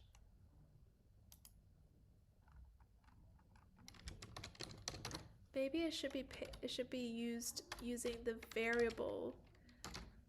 I should be doing this. Yeah, okay. Even Curse is telling me to do it this way. So let's give it a go. Ooh, look at this. You can see plum at work now. That looks so funky. But it's fun to see at least half of the color scheme being implemented, and I just manually implemented the other half.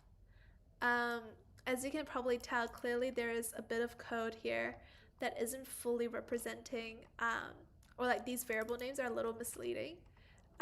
So I would personally say that there's probably a bit of refactoring that's needed in here as well. Yeah, a task for later. There's so much we could do here, isn't it? So much fun. Okay, I'm gonna just move on. That was so much fun though. I want to change the next work plum to something else now. Okay. I'll be quick. What if we change this to next work cornflower, which is our blue? Hey, now you can see the cornflower here. I love it. We half did it, team. Oh, nice. Okay. So, what is a rule in Cursor and what is it used for? Cursor rules are special files in Cursor that determine project standards or repetitive or tasks. No, project standards that we want Cursor to I was gonna say to abide by, but that sounds a little formal. You know, maybe I should say something else. I think I have an explanation up here. Okay, rules are standing instructions that can be configured to run automatically on every interaction. Okay, cool. So Cursor special files and Cursor rules are special files that determine project standards or standing instructions that we want cursor to refer to repeatedly, or always. In this project, I created rules that one, make sure cursor starts every response with a howdy. And two, enforces a color scheme that cursor should follow. So my web app's colors stay consistent. Nice. Next up, when would you choose apply manually versus always apply for a rule? We would choose always apply for critical standards like security checks, and apply manually for, I would say, for standards that don't always apply or aren't always or don't always or aren't always relevant to every single request. So to be honest, I would say, for example, a specific rule for a specific part of an app could be apply manually, or standards that don't always apply could be, for example, we could have a rule around specific tools that you need to use depending on what you're touching up in the app. Like, I don't think you would always need to refer to, oh, we must use TypeScript when you're working on something like the backend server. I don't think that would be relevant there. E.g., rules that only apply to the front end server, to the front end, or rules that only apply to the back end server. Okay, so well done. That was a lot of fun understanding rules and commands. So before we wrap up today, let us have a quick 5-10 minutes with our secret mission. Let's jump right in here. And in this secret mission, should you choose to accept it, which we are, we're going to optimize Cursor's performance and control what it sees by using a cursorignore file. This is a crucial skill to working efficiently and securely with Cursor on larger projects. So, as you can imagine, I think honestly cursorignore is best understood when you just do it straight away. So I think that's what we're going to do together. We're going to create a cursorignore file that's going to help us exclude certain files and directories, and we're going to just verify that it works. Okay, so it's a very quick and easy secret mission today. So in the secret mission, we will learn to control Cursor's context by managing using .cursorignore. Okay? So, for Cursor to understand your project, it creates an index of your files. We talked about this earlier in this project, but indexing can be quite inefficient because, as we talked about just now as well, indexing, when you're indexing a lot of files, it basically also means Cursor has more things to sift through all the time. So if the index has a lot of irrelevant things, you'd really want to make sure you're clearing all of that stuff out. You don't want Cursor to be, slow to reply to you or slow to finish figuring something out because it's stuck spending a lot of time trying to unpick files that don't actually matter. So, we're going to create a file called .cursorignore to tell Cursor which files and folders to exclude from its index. This is very crucial for improving performance and preventing Cursor from accessing sensitive information. Yeah, this part is actually pretty fun. We didn't really talk about this yet. But if you are feeling a little like on edge that maybe Cursor could actually access your files and pass it to an LLM, and now you don't know what the LLM is going to do with your information, you can use the .cursorignore so that those files don't even get picked up by Cursor, even if you're not editing it directly, even if you're not like tagging it in a question. There's always a chance it's like, oh, but what if the LLM is actually going through it while it's searching for an answer. Let's avoid that situation. So we're gonna go into the root of our project, and we're gonna create the file that's called .cursorignore. So over here, let us head into the root of our project. Okay, I was like clicking at the bottom of this project, and then we're gonna create a new file that's gonna be called .cursorignore. Can you see it? Okay, .cursorignore is here, and amazing. So to see how it works, let's just start by adding the README file into .cursorignore. All right, .cursorignore, let's do this. I'm gonna put in readme.markdown. Let's save the file, okay? And we're gonna go back to indexing and docs in our settings. Do you remember the keyboard shortcut for our cursor settings? Command-Shift-J, let's go. Okay, so over here, indexing and docs, you might see that we've got 100 files that are indexed. Okay, let's select delete index, delete it.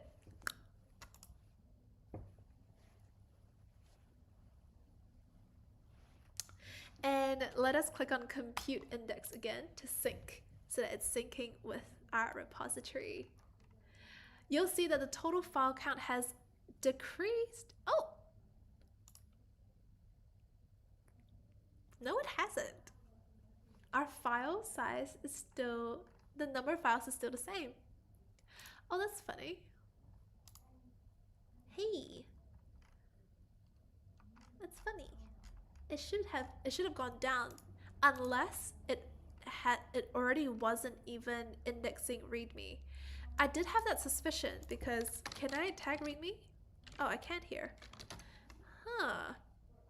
If our index is less files, oh, it could also be because we created new files, like completely new files, before it re-indexed itself, and that new file has canceled out removing the README. So we went +1 for a new file, and then we -1 again for removing README. Could that have been the case? Is that at all possible? That's my suspicion. Could that be possible?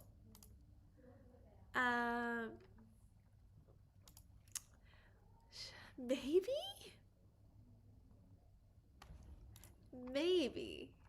We'll see. Okay, let me just try again with another file. What if we put package lock.json?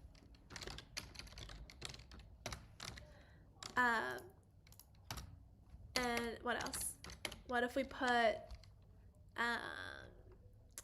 let's say another file I can see is index.html.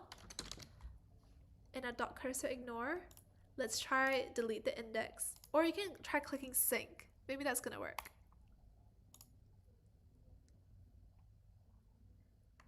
Yeah, it went down to 99 files. It went down by 1. So the indexing has gone down because we have included more files in here. And you might notice it's only gone down by 1 when I added another 2. And a potential reason for that, we can try again with node modules. It's going to create the same thing. We're going to put an entire folder into cursorignore. And node modules has so many files. As you can see, it has like so many files. But even after that, when you click sync, I think it's going to return the same number of files, which means the number of files in the index hasn't gone down. The only plausible reason for that is because it wasn't included in the index in the first place. This can only happen when you have a .gitignore file, which is the file that sits here. It's already in our repository.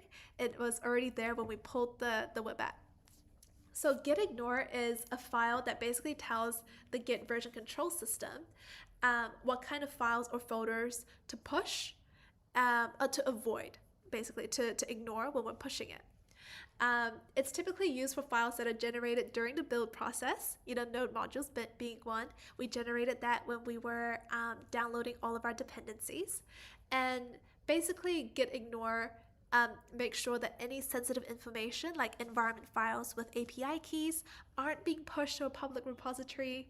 It also makes sure that these build files, which are going to take up a lot of space, also don't get pushed up to the repository either.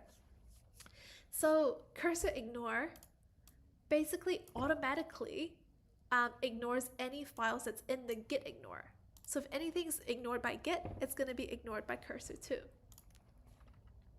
Okay, and for great reasons. They have great reasons to share share what they're ignoring.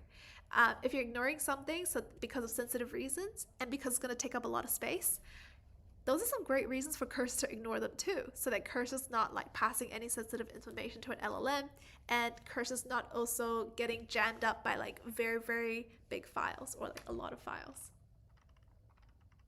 Okay, so another thing that comes with being in git ignore or cursor ignore is that it doesn't even come up in the at search anymore. So if I go at index.html, oh, it's still showing. How is my git ignore? Is my git ignore not working today?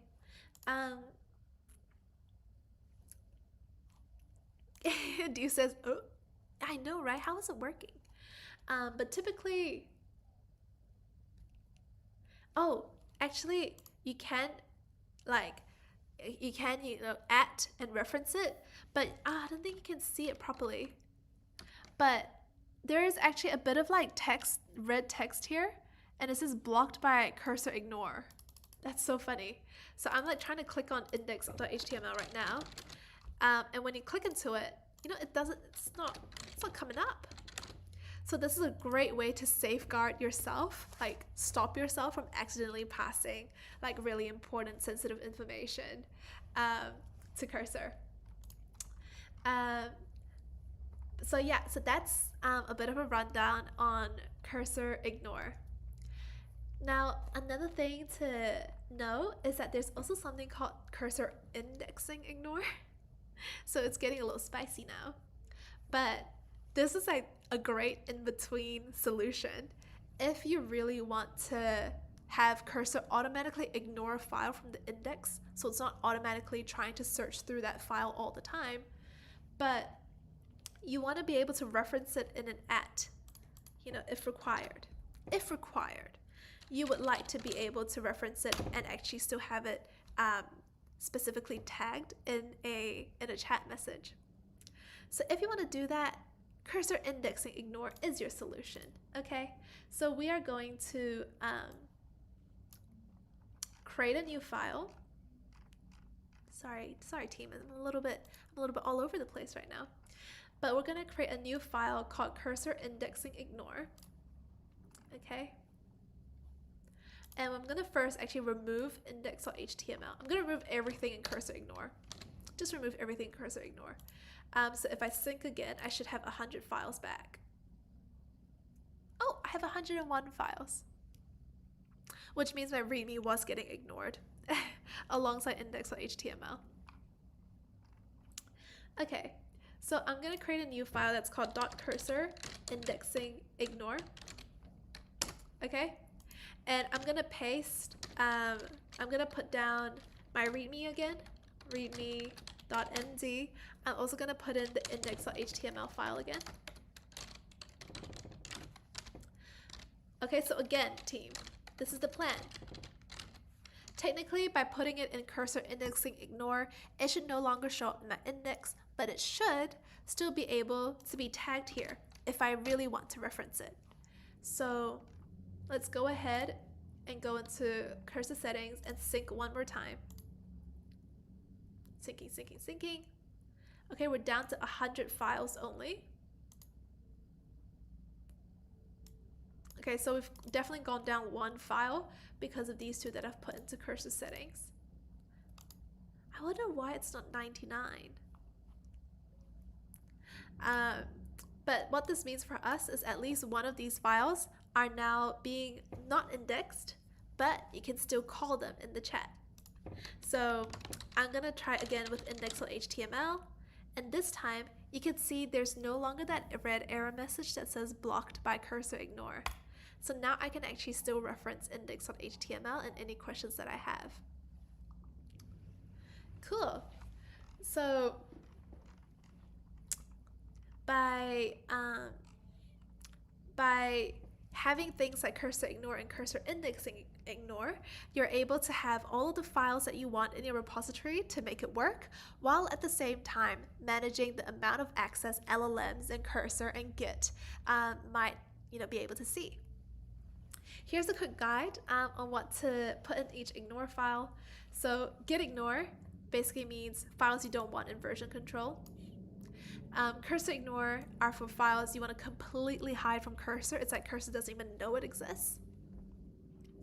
And cursor indexing ignore is when you want to exclude the file from the code base index for better performance. So you want to make sure cursor isn't being slowed down by having this file in the index.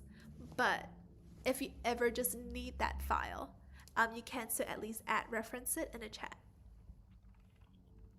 Okay, so let's take a screenshot of your final .cursorignore file, and we should be able to move on right afterwards. Oh, my .cursor file is kind of empty, so you know what? I'm just going to show my cursor indexing ignore instead, and I'm gonna split screen so that I can show my indexing and docs setup. I quite like that. Okay, this looks clean. I like this. This looks good. Let's go ahead, do that.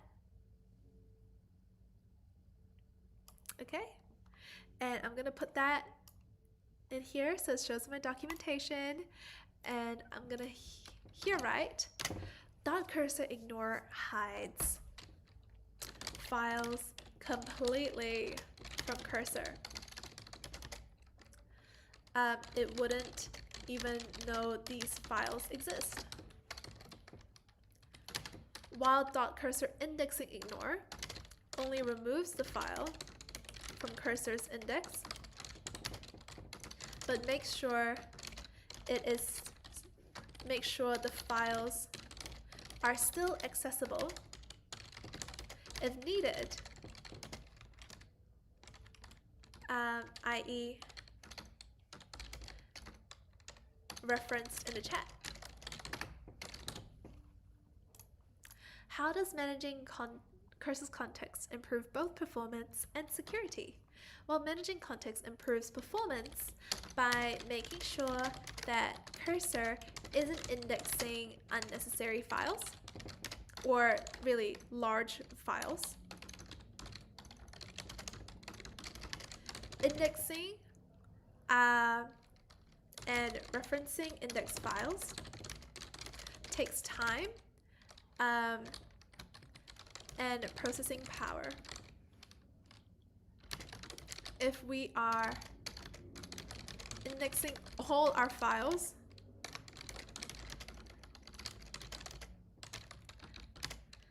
cursor would be, I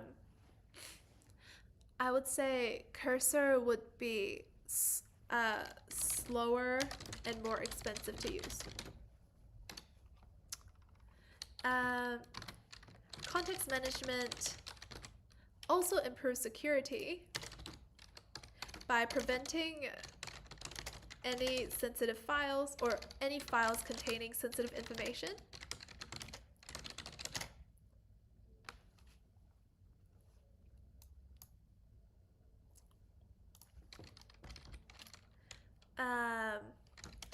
To be shared with an LLM or a third-party tool like Cursor. All right, well done, team. So before you go, you can definitely clean up your workspace. You could delete Cursor, you could delete the project files. So, Uninstalling Cursor depends on what kind of operating system you're running, but here are the instructions for you. It's really simple. All you got to do is find the Cursor application, drag it to your trash, and you can empty the trash can. And if you want to make sure Cursor, everything related to Cursor is fully wiped, I would personally go into my root, the root of my computer, and just make sure that any folder that's called .cursor is deleted as well. Those are basically context files that an application can still save even if the main app has already been deleted. And same with your project folder. If you want to, you can always, in your desktop, find NextSound and just put that in the trash, and that will be it. All right, so we're ready to wrap up. And before we go though, I just wanted to say, Vishnu, a big shout out to you for giving this project a go. I think it's over for me, failure after failure. Pause, don't worry, failures happen, errors happen. It's a part of building something amazing and cool. And just know that we have different options in the project guide to help you if you are feeling a little stuck. Did you get to try out, for example, try out some of these troubleshooting options? I hope you got to. We're rooting for you, Vishnu. Okay, so let's head back into these questions to wrap up our project today. Services or tools we use.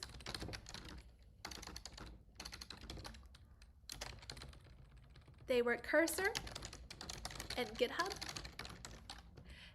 Key concepts we learned include context management, commands, rules, cursor agent versus ask. Oh my gosh, look at all the stuff we learned, team. We even learned about NPM. Oh my gosh. We learned about, what else did we learn about? We learned about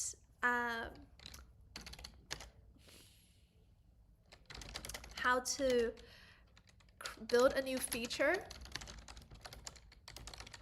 Hot tip, plan first before you act. Okay, this project took us approximately 2 hours today, including demo time. Okay, 2.5 hours, including demo time. The most challenging part was definitely the queue feature. Hard to balance wanting to build something cool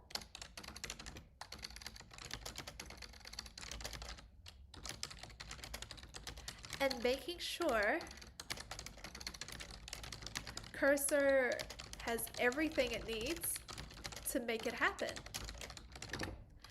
It was most rewarding though to see rules and commands at work. They can be huge time savers. The opportunity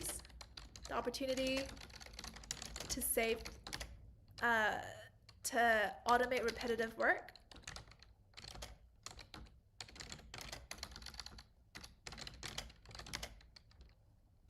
Cannot be understated,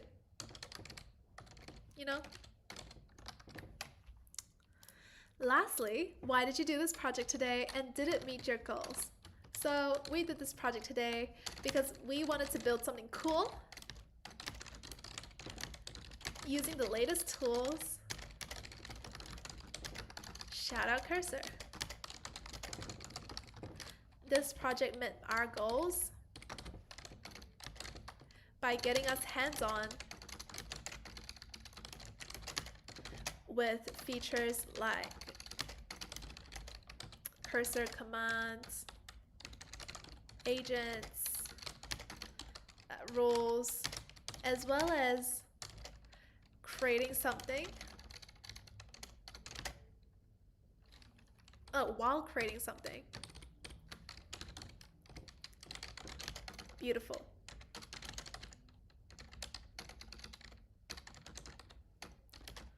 The NextSound web app. NextSound web app.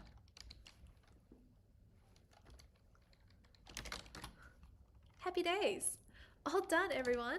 So that's a wrap. Nice work. You've used Cursor today to understand, debug, and enhance an application.